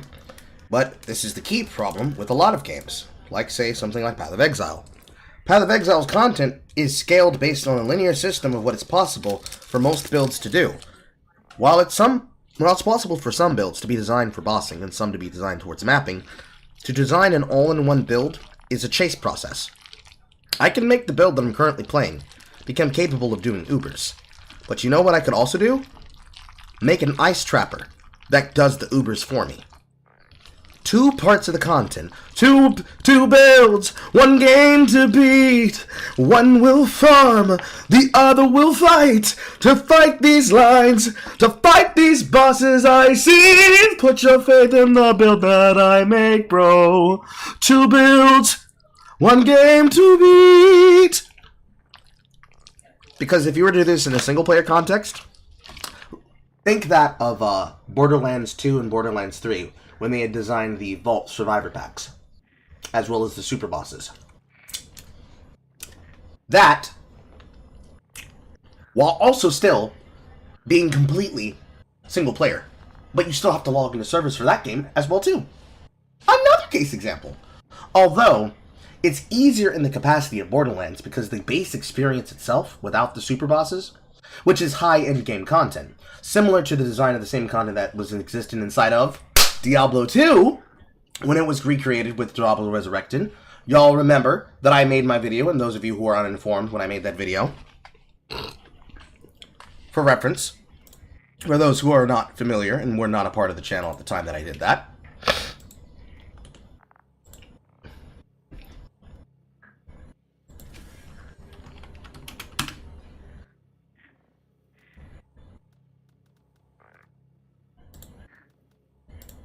Here, from Curb Your Resurrection, Diablo 2 Resurrected and Diablo 2 Classic. A 2 minute 50 second video. Let's watch.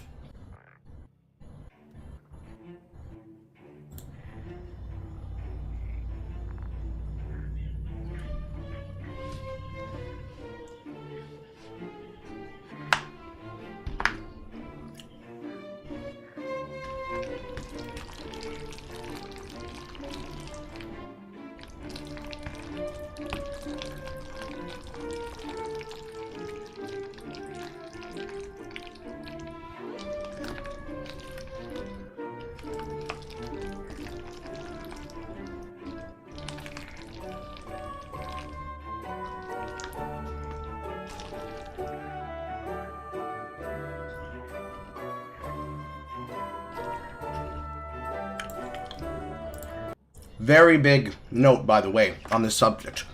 Remember Warcraft 3? Remember Warforged? And what it did? And what it didn't do? Remember when this happened to Dark Souls Remastered? And then Dark Souls 2? And it'll probably happen to Dark Souls 3, and when they eventually do it, Bloodborne? Same shit. Same shit happened there. Same shit will happen there.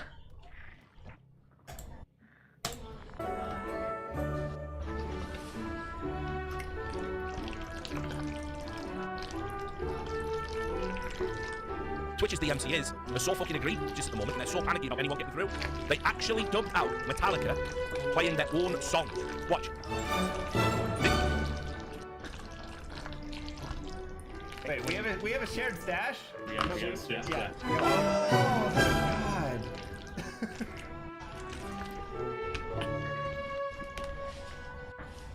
Have to go back on that one.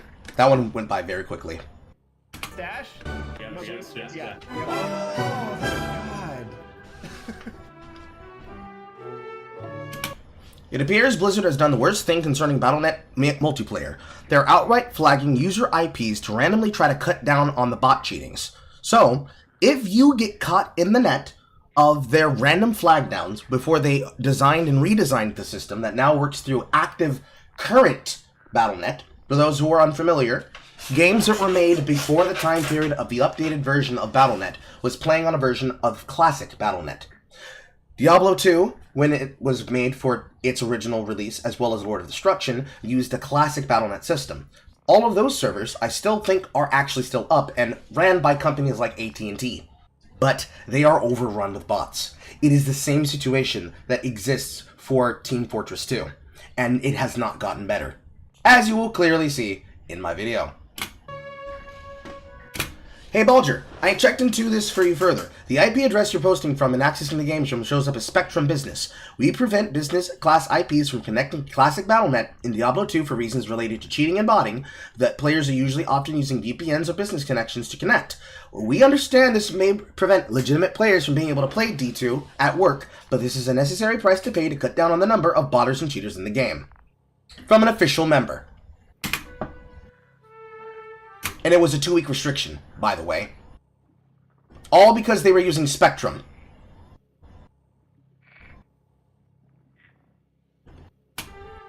And yes, unless you pirate the pre-Reforge update, you cannot play the original Warcraft 3! All of this, of course, being done by Blizzard to try and modernize the game standards.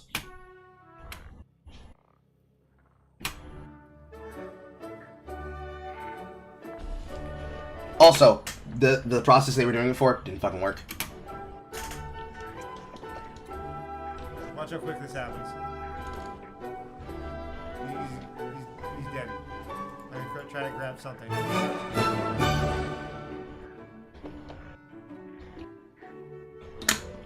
And then people debating with those same people. Back when I used to use, Blizzard Net actively, I have since boycotted all Blizzard games with the capacity exception of Diablo 3 Enhanced Edition on the Switch, as well as Remastered on the Switch, because I choose not to play the online servers. I can play it offline, and the experience is better offline, in my opinion, because all the things you could have done in the original online version of this, because the things that you could do on the online realms were different from what you could do on the offline realms, which included, of course, the Pandemonium event, Diablo clone, as well as the Respect Token questline.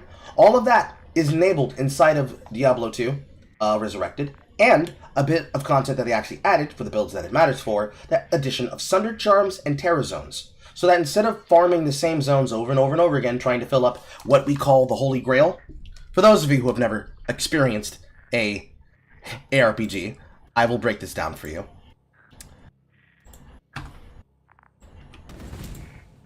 Inside of every ARPG, there exists the concept of what we call the Holy Grail.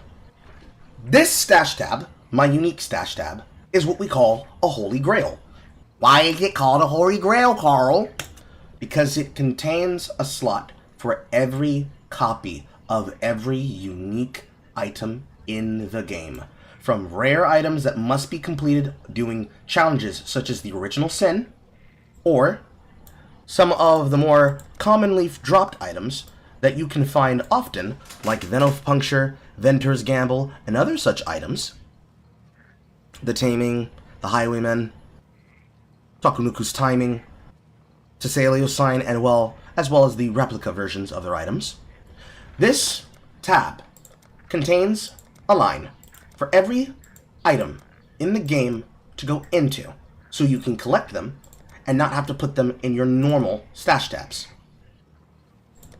This has been made better in Diablo Resurrected, which has allowed current Carl to change the opinion that Carl from 3 years ago would have been informed on.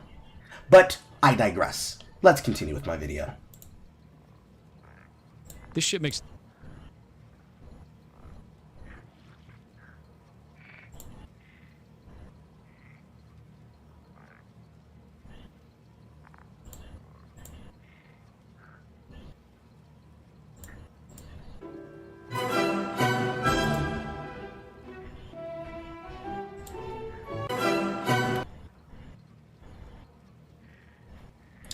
Hilarious.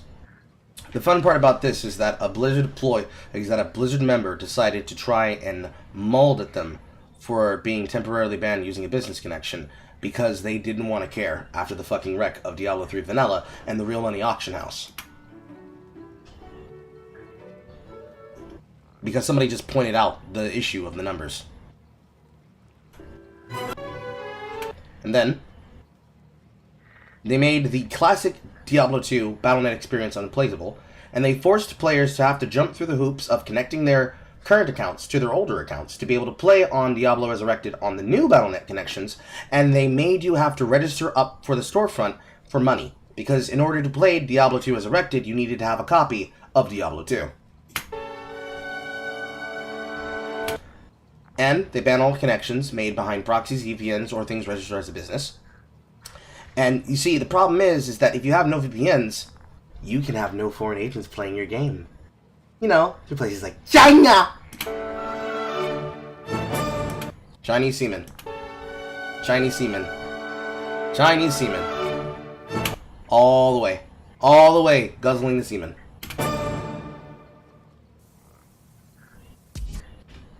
But it is what it is. This is what it is. Because at the time, on my older PC, which my older PC was my laptop, which I've now since retired off my desk. Ever since we built Lucille here, I had started playing Project Diablo 2, another non-government regulated game that was designed to keep the spirit alive, bring a little bit of Path of Exile to Diablo 2 and whatnot.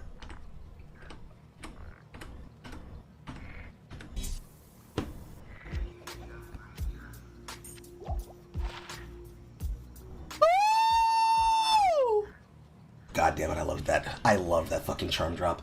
But yeah, that's that situation explained as a macrocosm. I bleep into the feed. I know it happens. It's because when it does full screen, it has to overtake the camera feed because that's just how OBS works. It's okay. It's fine. It's fine. It's completely fine. That problem right there that I had with the original rollout and release of D2R. This, on a microcosm, expanded to a macrocosm. That right there. Same problem. Same instance. Same story. Let's continue with the video. The entire experience around single player, rebuilding everything in the entire game. How are you going to do that with Final Fantasy XIV? You're just going to make all the raids soloable? Man, is that really going to give the same experience? This shit makes no goddamn sense. They can end it anytime they want, as far as we're concerned. You wouldn't need to host servers. You're posing this as a benefit. It's gonna make the game shit. They would have to either patch out that requirement or else allow customers to host them privately. Assume any liability for what customers do with their copies of games. So this would not require publishers to assume liability for the customer actions. Except it would. Because every single time that somebody would go off and create a private server, and that private server would have problems, do you know who gets tickets for it? The parent company that made the original game. Do you know how I know that? Because we got tens of thousands of tickets at Blizzard for private servers for World of Warcraft. This is the most uneducated take I have ever seen in games. This is insane to watch. And finally, nothing about this initiative would have any impact on publisher business practices while the game is being supported. Of course it would. because they'd have to develop all of these systems in place to transition to the sunset model that you're describing, which is going to take developer time and assets and resources and money to be able to pull this off in the first place. It's going to interfere directly with the development of the game.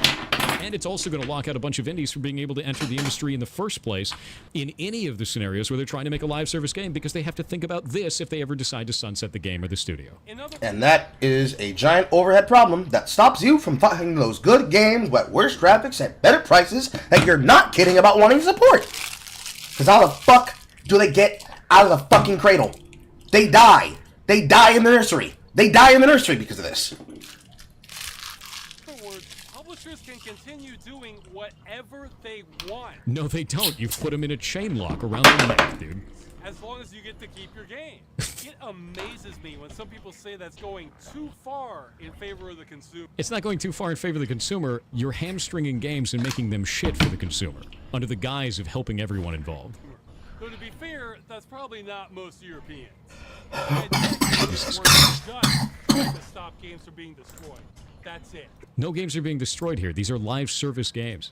So we're taking as narrow an approach as possible that still solves the problem. The narrowest approach as possible. Let's destroy all live service games, be completely disingenuous about the reasoning behind it, and say that we're saving games. That's really narrow, right? Yeah, very good. If we get enough signatures, then this goes before the European Union to be considered as new law. I hope it gets shot Now, down. if you're on board with this, you don't have to keep watching. You can go sign it right now. No, I'm good. But wait, before you do, you have one chance to do this right. Cool FOMO, It's dude. not hard, but if you make a mistake, your signature is invalidated and you don't get another chance.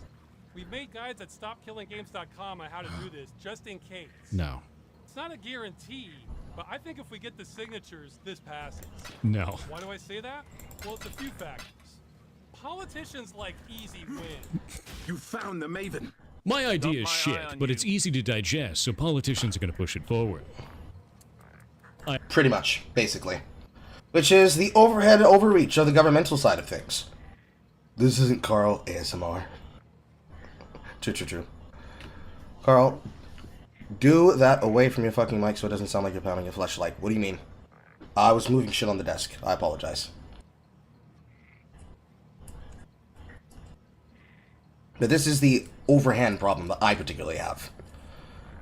A hopeful idea, communicated in a way that makes it seem easy, and it is actually a nightmare bomb in existence, leads to a endless fucking never-ending nightmare that people communicate because, hey, I would like to support this, but no one really considers what should be obvious as a part of somebody who should have knowledge of how things work.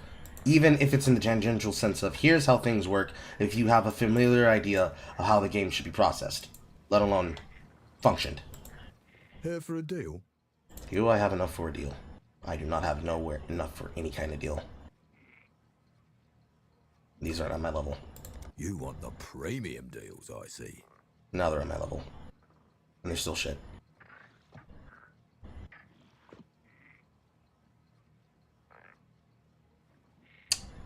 Shitty. At best, I could probably deal with Rog.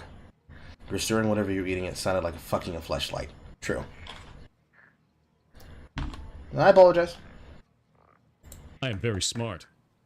And this doesn't require them to do much at all. And unless it involves gambling or protecting children, politicians generally don't care about video games. Politicians don't care about the subject matter, so they just want the easy win, and it's going to let us push it through, regardless of if it's good or not. Man, this is not the W he thinks it is. So this isn't a big... Remember all the things that I said this was about that's really dangerous? He's listing them for you. Something quite interesting. Allow me to take my ruined hammer to this thing's tail end. Already unclear on a lot of this practice anyway. Because there's no precedent. We would be making it easy for them to settle it. No, it falls you wouldn't. in line with other consumer practices. If this goes through, not only is it going to be a shit show, it's going to be hell to repeat. We both win. God, this is bad. You know how when you buy something, you're generally allowed to keep it? And finally, this is a diversion from really serious topics that politicians would prefer not to deal with. Let's deal. So you're social engineering politicians that don't know anything about the subject matter to try and push through an initiative about an industry you clearly don't understand. to stop killing video games in a way that would kill all live service games. Am I getting that right? I feel like I'm getting that right. This would let them stay busy and avoid hard stuff. In fact, I would bet if we can clear the signature threshold, Let's this deal. passes into law and we solve the problem 90% or more. Where's that sound effect from Sonic Spin Ball?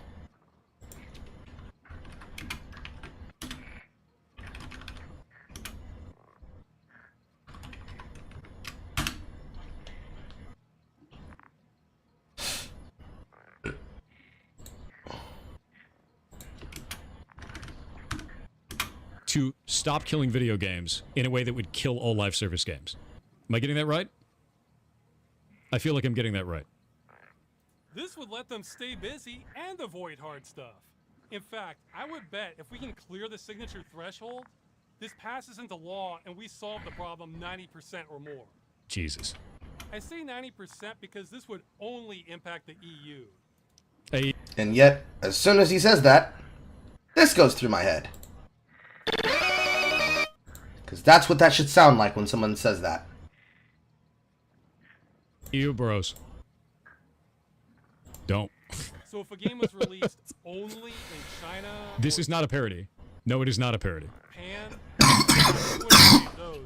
But most video games are sold globally, and the EU is part of that.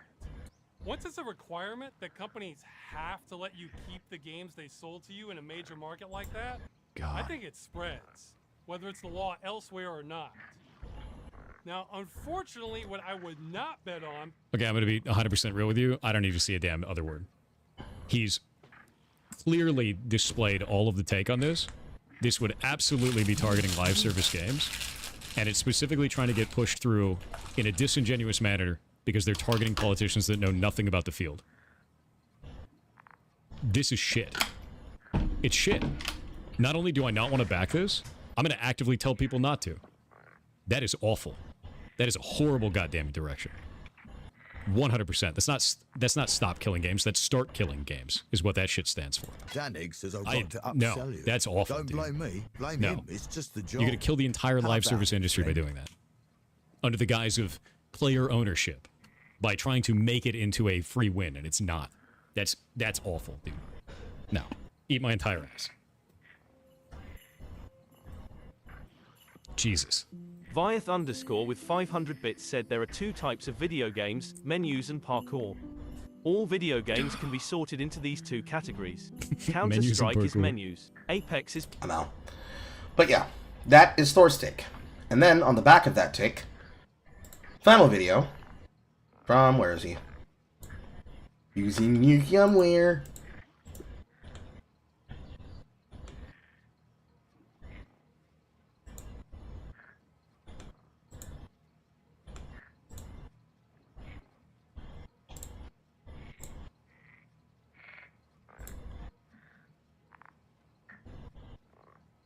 This one. And then, we have the final response in this from Louis Rossman. Hey everybody, how's it going? Hope you're having a lovely day. I'm feeling really out of it over the past few weeks. I've just bitten off more than I can chew, so I'm going to be reading from notes as I do this video. I just didn't have it in me to have all my points in my head like I usually do to have that kind of stream of consciousness video. So today what I wanted to do is I wanted to follow up on the video I did on Ross Scott and the campaign to stop killing games. For those of you who are not familiar with it, I did a video about 6 months ago on Ubisoft. There was an executive at Ubisoft that said people should become comfortable not owning games. You probably imagine what I think about this given my stances on right to repair and ownership. Anyway, moving on, the reason that this pissed a lot of people off is because Ubisoft was a perfect example of why this is a problem. There's a game called The Crew. This game is playable online when you connect to a server, but it also has a campaign mode and has single-player modes that are considerably usable or viable. There are people out there that like the single-player mode, and after Ubisoft decided to shut down the server, this single-player mode was no longer able to work. And this aggravated a lot of people that paid for the game. This game was not advertised as a service. There are games that are advertised as a service, but this was advertised as a game that you purchased, that you bought and paid for. And again, the meaning of the word purchase in America used to mean something with regards to ownership. If I bought a game, and I have a copy of the game, you know, I kind of figure like I can keep playing that game in single player mode without having to connect to your server. So this pissed a lot of people off, including Mr. Ross Scott, who decided to try and push an initiative called Stop Killing Games, and you can read about that over here. You can read all the specifics of it. This is an EU initiative here. This is not a bill. This is not even a draft bill or a law. This is the EU's version of, we've written down something on a napkin for consideration. Let's see if we can turn it into something later. Now, there's a person who really dug into this with a lot of criticism, and he's quite popular on YouTube. Mr. Pirate Software over here, his name is Thor, and from 10 hours and 24 minutes to 10 hours and 41 minutes in this particular video, he goes over everything that he believes is functionally wrong and useless with this campaign from the perspective of a video game developer. And a lot of people have been just shitting on him in the comments relentlessly, and I've had a lot of people email me shitting on him as well, and I don't think that that's really appropriate. I want to explain why. There was a class that I took recently where he had to go over some literature and some kind of poems and stuff like that. And I chose this one poem by Emmanuel Xavier. The work that I discussed really didn't consider any of the reasons that these problems occur. They didn't consider any of the shades of gray, any of the reasons that people may come to these decisions. It's just like you either agree with this or you're unreasonable. And I don't really like that. It's one thing to be bombastic when you're discussing something that aggravates you, like I am in these videos. But when you are talking about legislation, you really do need to dig into the details, and you have to understand why things are the way they are before you try to go about changing the world. And you cannot be down the throat of a streamer because somebody told you something, or you heard something, or worse, you read something, and then the streamer, when they confront you, says, damn, that's a crazy opinion. What streamer did you get that from? And you react to that information the way that people have been reacting to Thor. Because I've seen clips of these takes beforehand before being able to get into them with the full context on camera. And now I was fucking appalled by what people were saying about Thor and about his opinion about it. Because he is, for one, correct. His opinion was 100% correct from every single piece and part of it that is to be the concern of any person. Hooray, I found myself a goddamn labyrinth and I didn't even have to go into lab. All of it comes down to the basis of, we don't like what you're saying because it makes us feel bad. And ultimately, I don't know how to soothe the emotions and the opinions of the people in question that are doing it and don't see what they're doing as fucked up, disgusting, or wrong. It's fucked up because why is that something that he's getting hostage for? Because you have opinions about it, and even though you disagree with his opinions, you believe that he must know nothing, because why would you be against the consumer? If you're against the consumer, you should be that means you're the bad person, etc., etc., etc., blase, blase, blase. And that, on itself, on a whole list again, is just fucking weird. I wish that it weren't like that. I understand why it would be like that. But that's just fucking weird. Past that, on the opinion of it, like I've already said thus far, I'm of the opinion and the agreement that, yeah, this is extremely bad.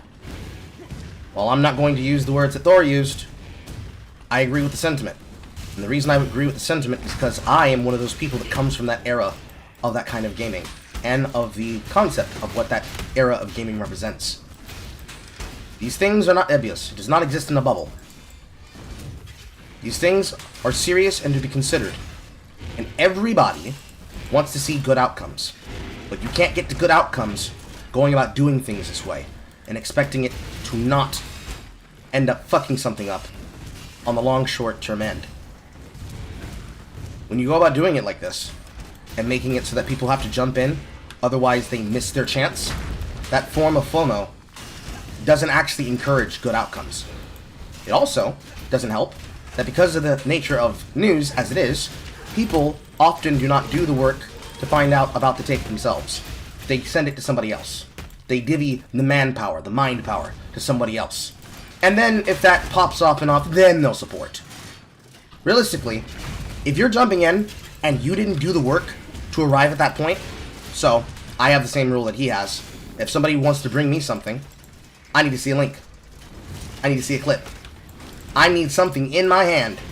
If you don't put a clip in my hand, I can't fuck with you on the topic of discussion. Because how can I confirm that to be true? Same rule that I had for the podcast. Preferably in help for the stories. Ultimately, it was Horror's push for us to have to do that. But that's something you should be doing anyways, that all content creators do. Because it's not just covering your ass, it's making sure you know what's actually real and happening. Because if you incentivize the news and act as though it's the end of the fucking world 24/7, when it's the actual end of the world, one, people won't know if it's truly the end of the world and won't take you seriously, and thus will disregard your word, and if it actually is the end of the world, it becomes a case of the boy who cried wolf. Or the streamer who cried, "Bro, where are my single-player games at?" And that's not an outcome that ever fucking helps. So, all things being equal, is as it is. There is a fine line between It's a nightmare. consideration and hesitation. It's a nightmare. The former However is wisdom, you slice it. the latter It's a nightmare. is fear. Nothing happens in a vacuum. When I'm discussing legislation about whether it's John Deere, wheelchair stuff, or right to repair in my field, I really do try to engage with the other party and try to figure out what their concerns are. What bothers me when it comes to stuff like Apple is they won't tell me what their real concerns are. They have this copy-pasted nonsense from lobbyists that is just, in my opinion, made up bullshit. But here you're actually hearing the criticisms from the perspective of a video game developer that's, whether you like it or not, is actually trying to engage in good faith. So just randomly shitting on this guy, I really think that that's crappy thing to do, and I don't think it's appropriate. So what I wanted to do is I wanted to try and go through his criticisms, give some of my opinion on it, try to figure out how this could manifest in the real world, and then just go over some of my thoughts on it. So if I'm understanding it right, and feel free to correct me if I'm not, Mr. Thor, he believes that the initiative is too vague, and it needs to be specific to single-player games that don't require a server for support. He's arguing that this would burden video game developers, so you would have to design games with this initiative in mind, that they are going to have to be playable even when the manufacturer, I'm so used to dealing with right to repair, when the publisher and developers turn off the server. The third is that there's some code that cannot be provided to customers because you can have licensing agreements on particular code where it's only available to the game developer, but they're not licensing the ability to give it to you. He feels that politicians don't understand video gaming and they're going to mess it up. And yeah, I understand that one. Whether it's politicians or industry lobbyists, they are kind of clueless, and I'll give you some examples later. And he states that retroactively applying this to all games would be a disaster. The law should not be retroactive. This is reasonable. To just completely shit on this guy, in my opinion, is not the way to get things done. You're also not going to get buy-in from people in the industry. And even if people in the industry don't particularly agree with you, you would rather at least kind of try and meet them in some way where instead they'll say, listen, I don't like this, versus I will dedicate my life to ensuring that this doesn't pass. Initiatives, they're not draft bills. So in the United States, like we'll have an idea, you'll have a draft bill. With right to repair, there are bills from 2015 that were not passed until 2022 or 2023. There's literally 6 to 8 years of amendments that will go on before anything is passed, and that often requires input from all of the parties that will be affected by it. And this is ultimately where people fall off with Accursed Farms. Because the way that Accursed Farms sets the situation is that they're explaining this in the concept of, you must act now! You have one chance, one shot, one opportunity to get the games you ever wanted, to play them forever, and be able to play them for real, with your friends, with true cash co-op, and none of this bullshit! It quite literally is like Slim Shady if you wanted to make a fucking video game based record. You can't sell things like this because it's not realistic. And the people who are familiar with it know that it's not realistic. But they hear people repeat the talking point ad nauseum. And without having someone there to tell them, no, it don't work like that, people will say, nah, you're just coping, you're just eating, you're just mad. And from the position of somebody who's done it for work, for business, person who's done it for education, for the position of him, someone who's had to go through with one of the originally biggest companies concerning it, having someone tell you something that is literally your job to know is somehow actually just you coping and seething, there's no way that ever goes well, no matter what.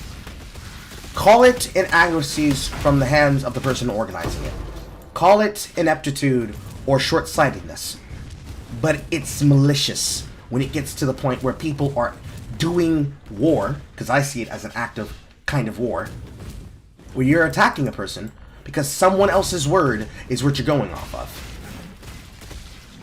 And now, the question of will Carl get blown up by bramble bosses?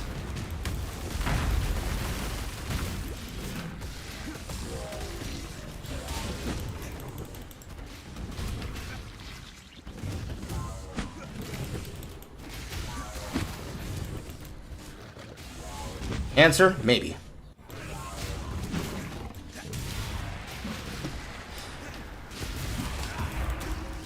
Let's continue. This over here is not even a draft bill. This is an initiative. So this is like going to McDonald's and I don't have a pen. I'm going to use ketchup on a napkin to draft out an idea. So I can understand why somebody would be concerned, but it's essentially written on a napkin. A lot of this stuff is stuff that will be changed with time. Even if the stakeholders of this don't want it changed, it's going to get changed with time. This is written on a napkin. There's no real genuine legalese here. He does quote from different articles, and we're going to go over some of those articles later. But again, this is not a law. Secondly, this initiative is not going to require games to be updated retroactively. When a right to repair bill passes, they don't have to go back through all their hardware from 1990 through 2023 and make parts and schematics and diagrams available, because that would be fairly unreasonable. What it usually means is not only does it not apply retroactively, it also applies in the future. So a bill that's passed in 2022 may say in it, this does not apply to anything created before May of 2024. So not only are they not going to require that this particular piece of legislation apply retroactively to everything, it also usually doesn't even apply until a date far into the future. The EU may do things a little bit differently, but from what I've seen, they have a date into the future, even in the EU, as to when it is they are going to apply. So I could completely understand a video game developer saying, do I really have to go back and patch code from 2004 for this? The amount of resources that may take a smaller studio or a smaller developer, that really is the type of thing that will be burdensome on them. It will be burdensome on a large company, but they pay for it, whereas a small company, I can imagine them going bankrupt over it. That's not going to apply in that case. Now, when it comes to live service gaming, there is this thing with advertising. If you're advertising a game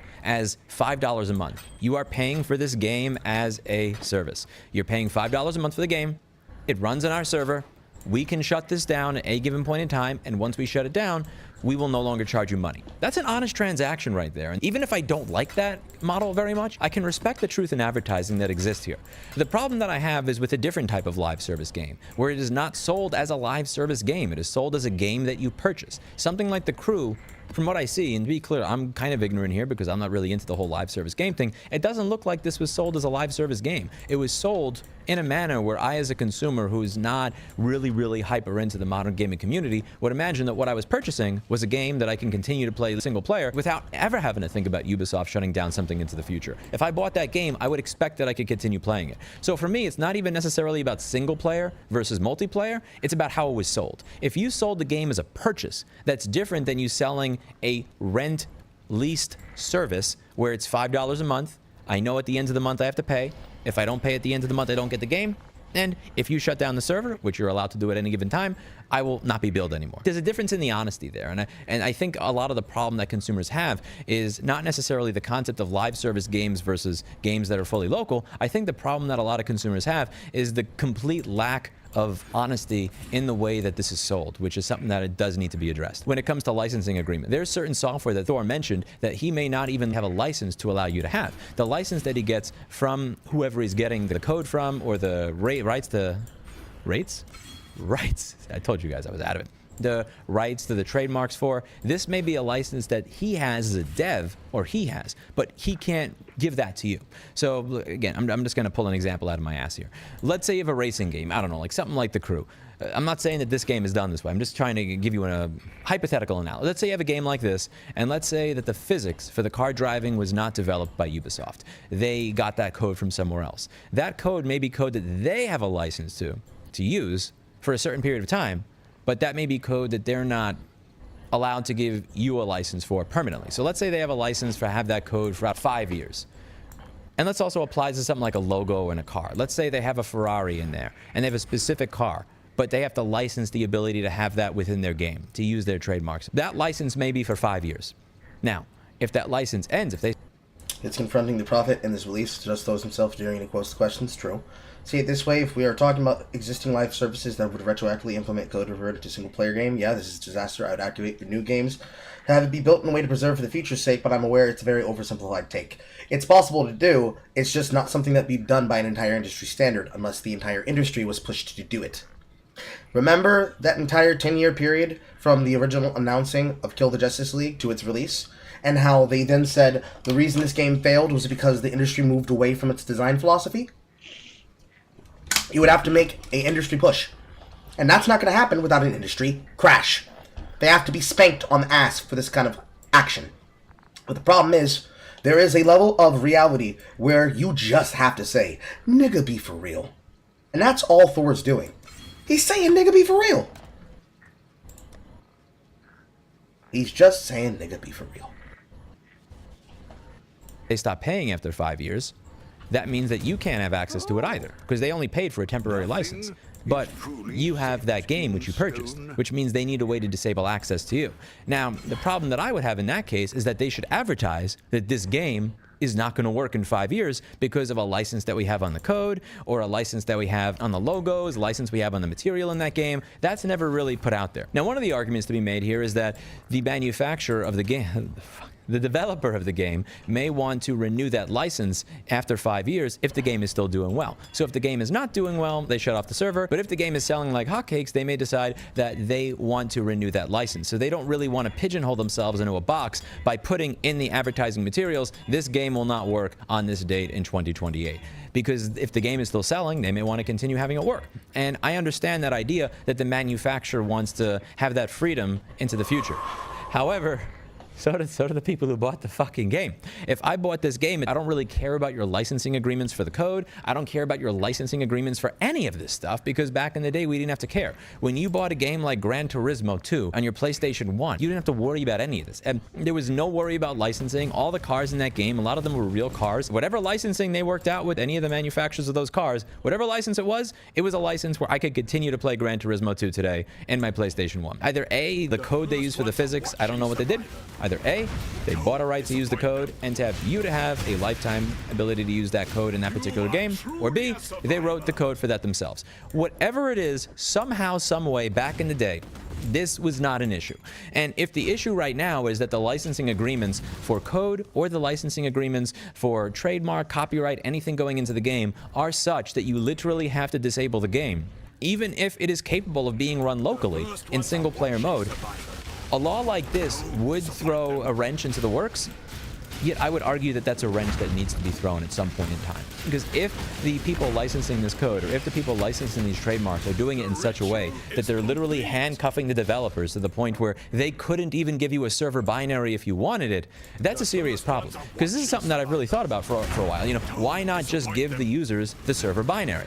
Well, they may literally not legally be allowed. The developers may be handcuffed as a result of their arrangements with the people that they license the code, or the trademarks, the copyright for whatever's in the game from. And if that's the case, if a law like this were passed, I imagine that would be kind of I hope, to be clear, I'm not going to say it would be, I hope there will be a negotiating stick for the developers and the publishers to say to the people that they're licensing this stuff from, hey man, these licensing agreements don't work anymore. I can't sell my game to hundreds of millions of people. I can't even offer this to them if you're going to do this. And at that point, I imagine that it would result in some sort of different negotiating style. Now, let's go down the whole rabbit hole of server binaries. One of the things that I would think, as somebody who's ignorant of all this, is if the game requires a server to run, why not just give them an EXE? I would think you should just give me the EXE for the server binary. If it runs on Spark, if it runs on a Pentium 1, if it runs on some random shit that you made, whatever it is, you would technically be in compliance with the law as long as you provided a server binary that allows somebody to spin up a server in their house. All you would have to modify in the game, in this hypothetical case, I imagine, would be have a little fill-in box where you would change the address of the server that was hard-coded into the game with the address of your server. What this does not take into account, which is very important, is that most modern infrastructure, it's going to connect to buckets somewhere else. It's going to connect to containers, storage, all on databases that are somewhere else. So even if you were to give somebody the executable of the server, it wouldn't necessarily work because the game developer or the game publisher is still paying AWS. They're still paying for this bucket. They're still paying for this storage. They're still paying for this Snowflake database or whatever the hell else they're using. To be clear, I'm not a game developer, but you get the point here. Even if you give somebody the server binary, the way that they developed the game, they did not develop that server in a way where they could just hand it off to you. They didn't develop this using that 1990s concept of everything being local, or even the concept from 10 years ago of how cloud worked, where you're just using stuff on another computer. You may have a server that is connecting to 10 or 15 different computers in order to allow that game to work, and those 10 or 15 different computers that this one server is connecting to are all servers that have subscriptions for it. You're paying for AWS, subscription. You're paying for storage in this particular place, storage that is scalable over time in the way that S3 buckets at Amazon are scalable. They're paying for that. So to give somebody an EXE would be difficult. This would require that they rethink the entire concept of how the server is put together, which would be a serious serious problem if we are talking about games that came out 5 or 10 years ago. This would not be as easy as just giving somebody an EXE, depending on how the game was developed. If going forward they knew that they had this requirement, then the game may be developed differently. And he makes a good point here, which is you would have to rethink how you develop the game in order to be in compliance with this, and that could cause extra work. That would mean thinking about how to create this. Not could, would. It would cause extra work. And then that extra work, if you choose not to do it, is going to be seen as you being money grubbing. For local infrastructure, as well as creating it for if you're connecting to 5, 10 or different servers somewhere else. This would require one of two things. Behind door number 1, you would provide the code open source and say, here you go, like, have fun. Set up your own S3 bucket, set up your own AWS, set up your own Microsoft Azure, set up your own Snowflake, shit like, we gave you the source code, have fun. Or let's say you don't want to open source your game. You have no desire to open source your game. You want to keep it closed source. I understand that. You would have to design the server in a way where there's a local mode, maybe some sort of thing in Docker like what Image does, or what Freegate does, or what Mailcow does. You would have to create some sort of local system like that, and then have your system, which is designed to be scalable. And this would mean designing with that in mind. Now, if this was a law that applied retroactively, I would say that this is completely unfair because that's a lot of freaking work to do for the past 10 years of shit. With absolutely little to no profit of return, other than a pat on the back. Which is the other reason. You're basically doing it for brownie points. Law that may go into effect in 2026, 2027, 2028. I'm okay with it. Does it make things harder? Yes. If that's what's necessary to bring back ownership, I do think that that's worth it. It's not as much an issue with understanding, it's an ideological difference as to whether or not this should get pushed through. And I understand the game developer's perspective, which is I want to develop my game the way I want to develop my game. But I also understand the consumer's perspective, which is you use the word purchase here. You did not use the word service game that expires at this particular time. The instruction manual does not say if I don't pay $5 a month after this date, it won't work. The manual nor the box say that this game is going to turn off in 7 years. I want to keep playing my game. I understand that. So then it becomes an issue of which one of these is more important. And in my opinion, the one that leans a little bit more towards ownership is the one that matters. Providing support to people when they're running their own server. Even if you open source the server, even if you did that, you know if you've been in a customer service-based business that you are going to get a bunch of people bothering you. I have people that will email me asking questions on how to fix their own shit.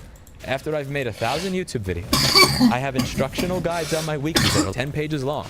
They will ask these questions and expect answers for free. And if I don't give answers to detailed questions for free, they will get mad at me. Another boom. Boom, buckle up. Cases that I have people that will actually get mad at me because I don't fix things that I don't have the ability to fix because I cannot get parts anymore because they have not been available for 6 years. Somebody like this, well, I'm not kidding, used to have the name Zeus the Mighty Oak, which was just, oh my god, that was hysterical. Left me a 1-star review because I was not able to fix something. In my YouTube videos, this product was fixable in a video I did in 2014. The part stopped being available in decent condition 2015, arguably 2014, depending on who you're buying it from. 2015 passes, 16, 17, 18, 19, 20. We're talking about a device that was manufactured in 2011. If I could fix it because I could get parts, I would. But I couldn't. The parts in the market were 99% shit. They were parts where people were scratching off the old date codes and putting on new ones to pretend that they were new when they were not. They were parts that I knew were going to fail 2 months after I put them on the board, if they even were. So rather than tell them, yeah, sure, take this service, I'll give you a 45-day warranty and it'll die on 3 months, I said, I'm not going to do that. And what did I get in return for it? 1-star review. Customers can be unreasonable. So I understand when he says, if I make this server available, if I say, okay, fine, here's your server, learn how to set up Docker on your own, have fun. Even though that would technically be complying with the law, he would have a bunch of customer service requests that would be a royal pain in the ass. You can create a canned response in Freshdesk or your email software or whatever the hell you're using to handle tickets saying, this game is no longer supported. We are happy to make the code available to you. We're not going to charge you for the code. We're going to give you all the stuff you need to set up a server. Here's all the internal documentation. Or if you open source it, here's the source code. I can't walk you through how to set up a server, bro. This game is 9 years old. Sorry. And there are going to be people that understand that and are reasonable. There are going to be people that never even have to understand that because the first results on Google will be somebody else that's running that server for them that puts together a really great guide. And then you're going to... And that's all the people who usually are like me! Or people who are also part of the same game environment. Dickheads like this. And the thing is, even though you're going to have dickheads like this, in my opinion, they're going to wind up being the minority, and they're not really going to destroy the reputation of your company. I have a lot of people that call me that are dicks like that, and it's a very, very small percentage of them that are actually petty enough to leave reviews, because most of the time when you have people that are that petty, they know they're being petty. They know they're being assholes in their head, and they feel some sense of shame about it, even though they're acting on their emotions when they call you, but they know they're being assholes, so they don't leave a review. And then there are a few of them that do, but even though I have to deal with a lot of assholes like that, 4.9 stars, 1,700 reviews, even before YouTube. Archive.org it, you'll see. 2 years before I started my YouTube channel, piled up with 5-star reviews. The initiative should address live service games that are designed to be massively multiplayer versus games with both campaign and multiplayer modes, where even the single player mode gets shut down. Personally, I would want this to apply across the board, but I could understand if it only applied to games where it was not sold. You have games that are sold as services, and then you have games that are sold as games.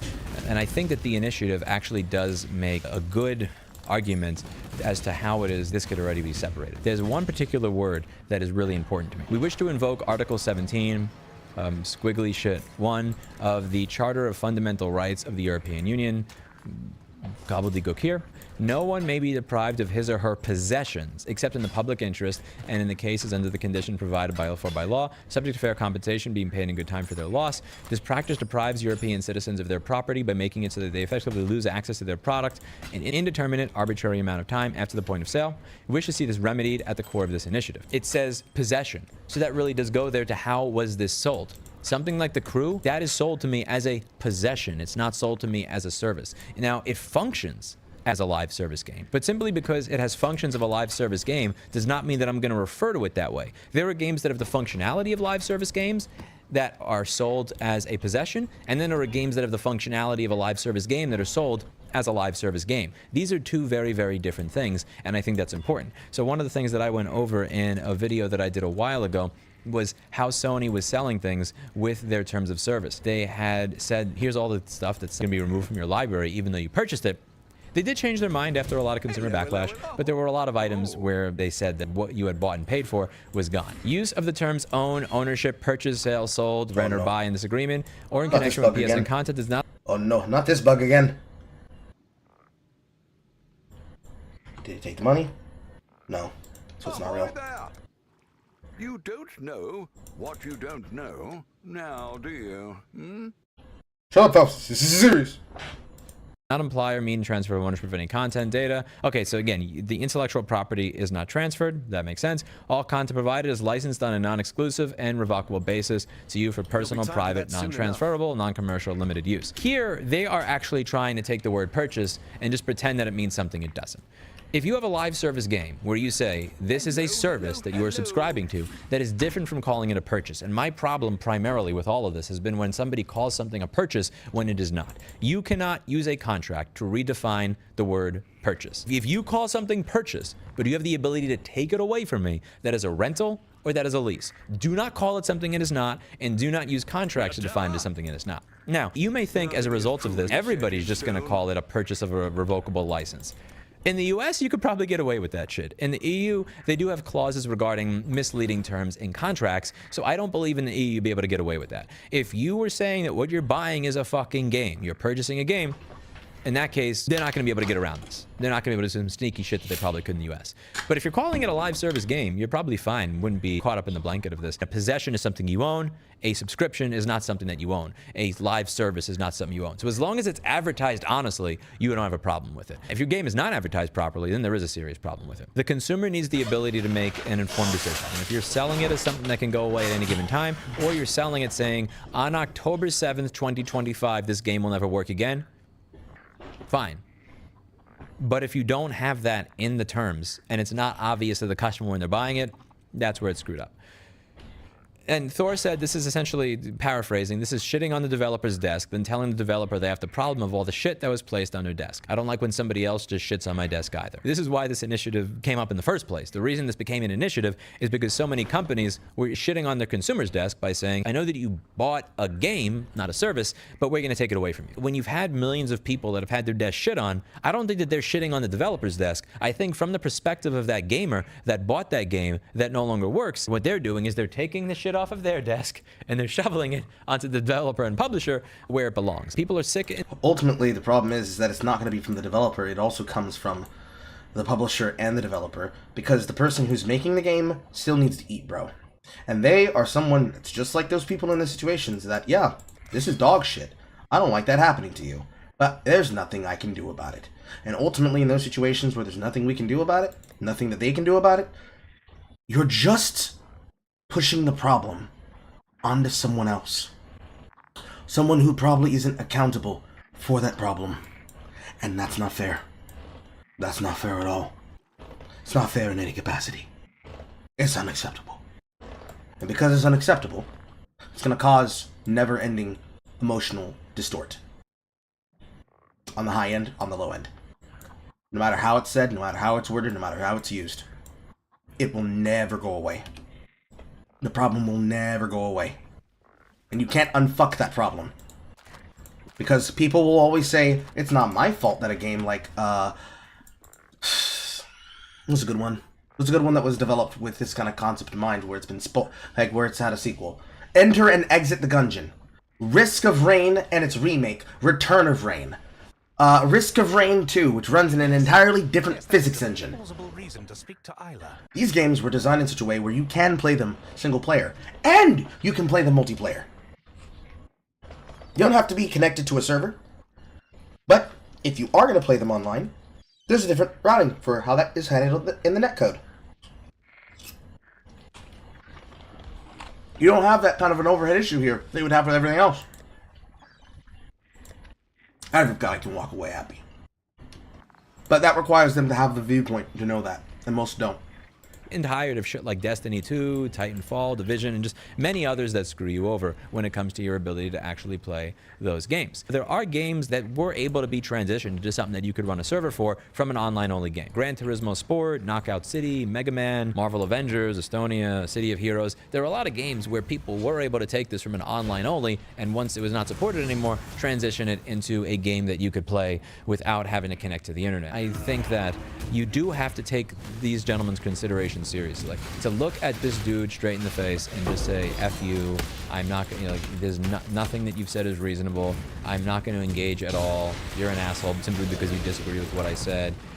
I don't think that that's the way real activism works, and I don't think that actually gets anything done. I do think that you have to engage with a lot of these points, and you really do have to dig into all these details. And the thing is, I want to learn. With Apple and Right to Repair, I would love the real reason. When they say your privacy is at risk or your security is at risk if Lewis can get access to a charging chip, that's bullshit. I don't have the ability to engage when it in that manner, even though I would absolutely love to, because the manufacturer is completely full of shit and they're not acting in good faith.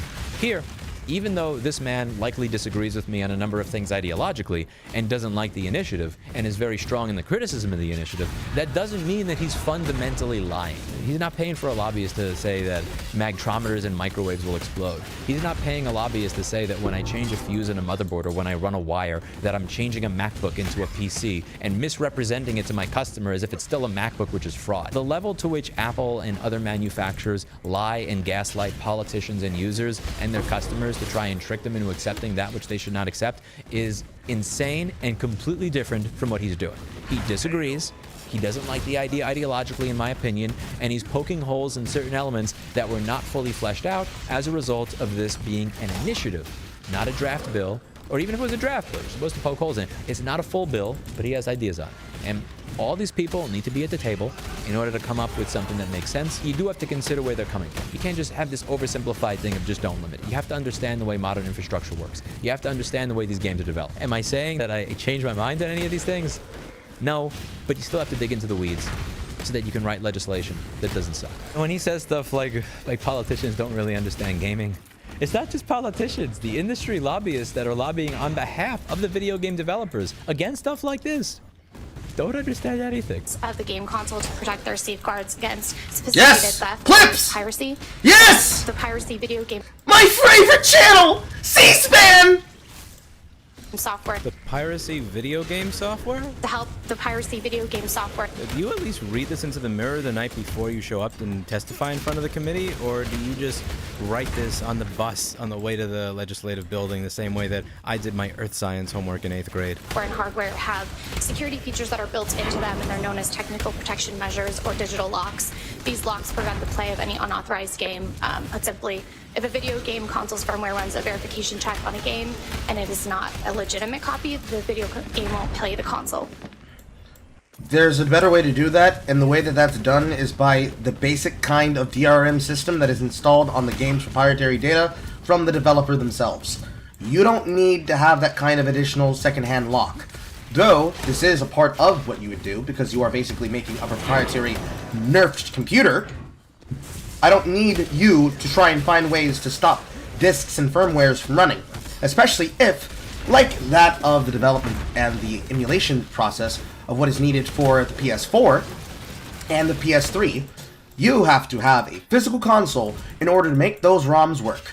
Because the way that they were coded and the programs that were needed to be invented to allow them to even begin the process of being translated into emulation is a literal night and day difference between what we had to do for the PS2 and the PS1 and the Nintendo GameCube and the Nintendo 64 and any other game with any other capacity, because people didn't actively hate people wanting to play games that came from the past that may or may not have ever kind of sucked ass. You think that one developer that made that very questionable, very kind of bad NES port of Friday the 13th was thinking about ways to fuck over the consumer? I don't think they were, bro. So why are we hearing arguments about something like that?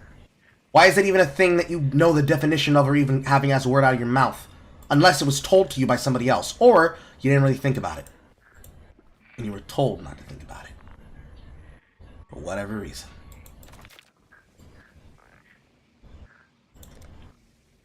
Not a fan of poison. It's all a bunch of bullshit. But that's what happens when you have activists talking. I'm not an activist. Or rather, I should say, in the capacity of the subject matter, I'm not a lobbyist. Neither is Thor. Louis Rossman technically is, but he's a lobbyist on behalf of consumers. And no matter how ill-intended the work of a cursed farm, it is still to be handled with the delicacy that it's supposed to be handled with. And people are not handling the shit delicately.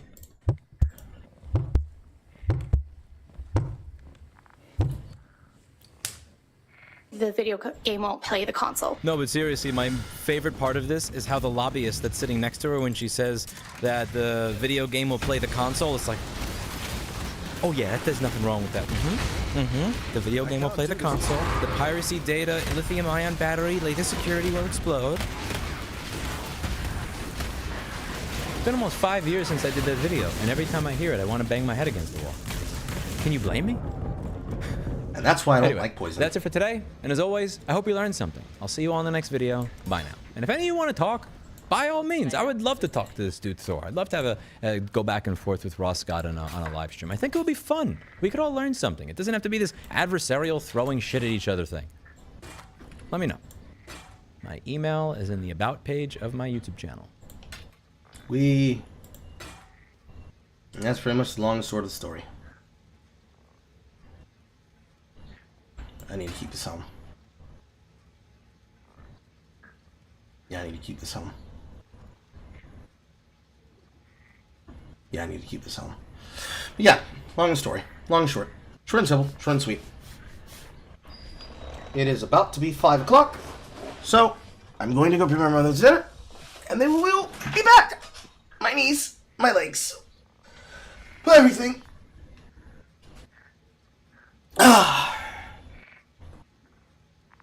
Everyone's welcome for me appreciating and covering it. Everybody happy. Everybody happy. Because you kind of have to do it.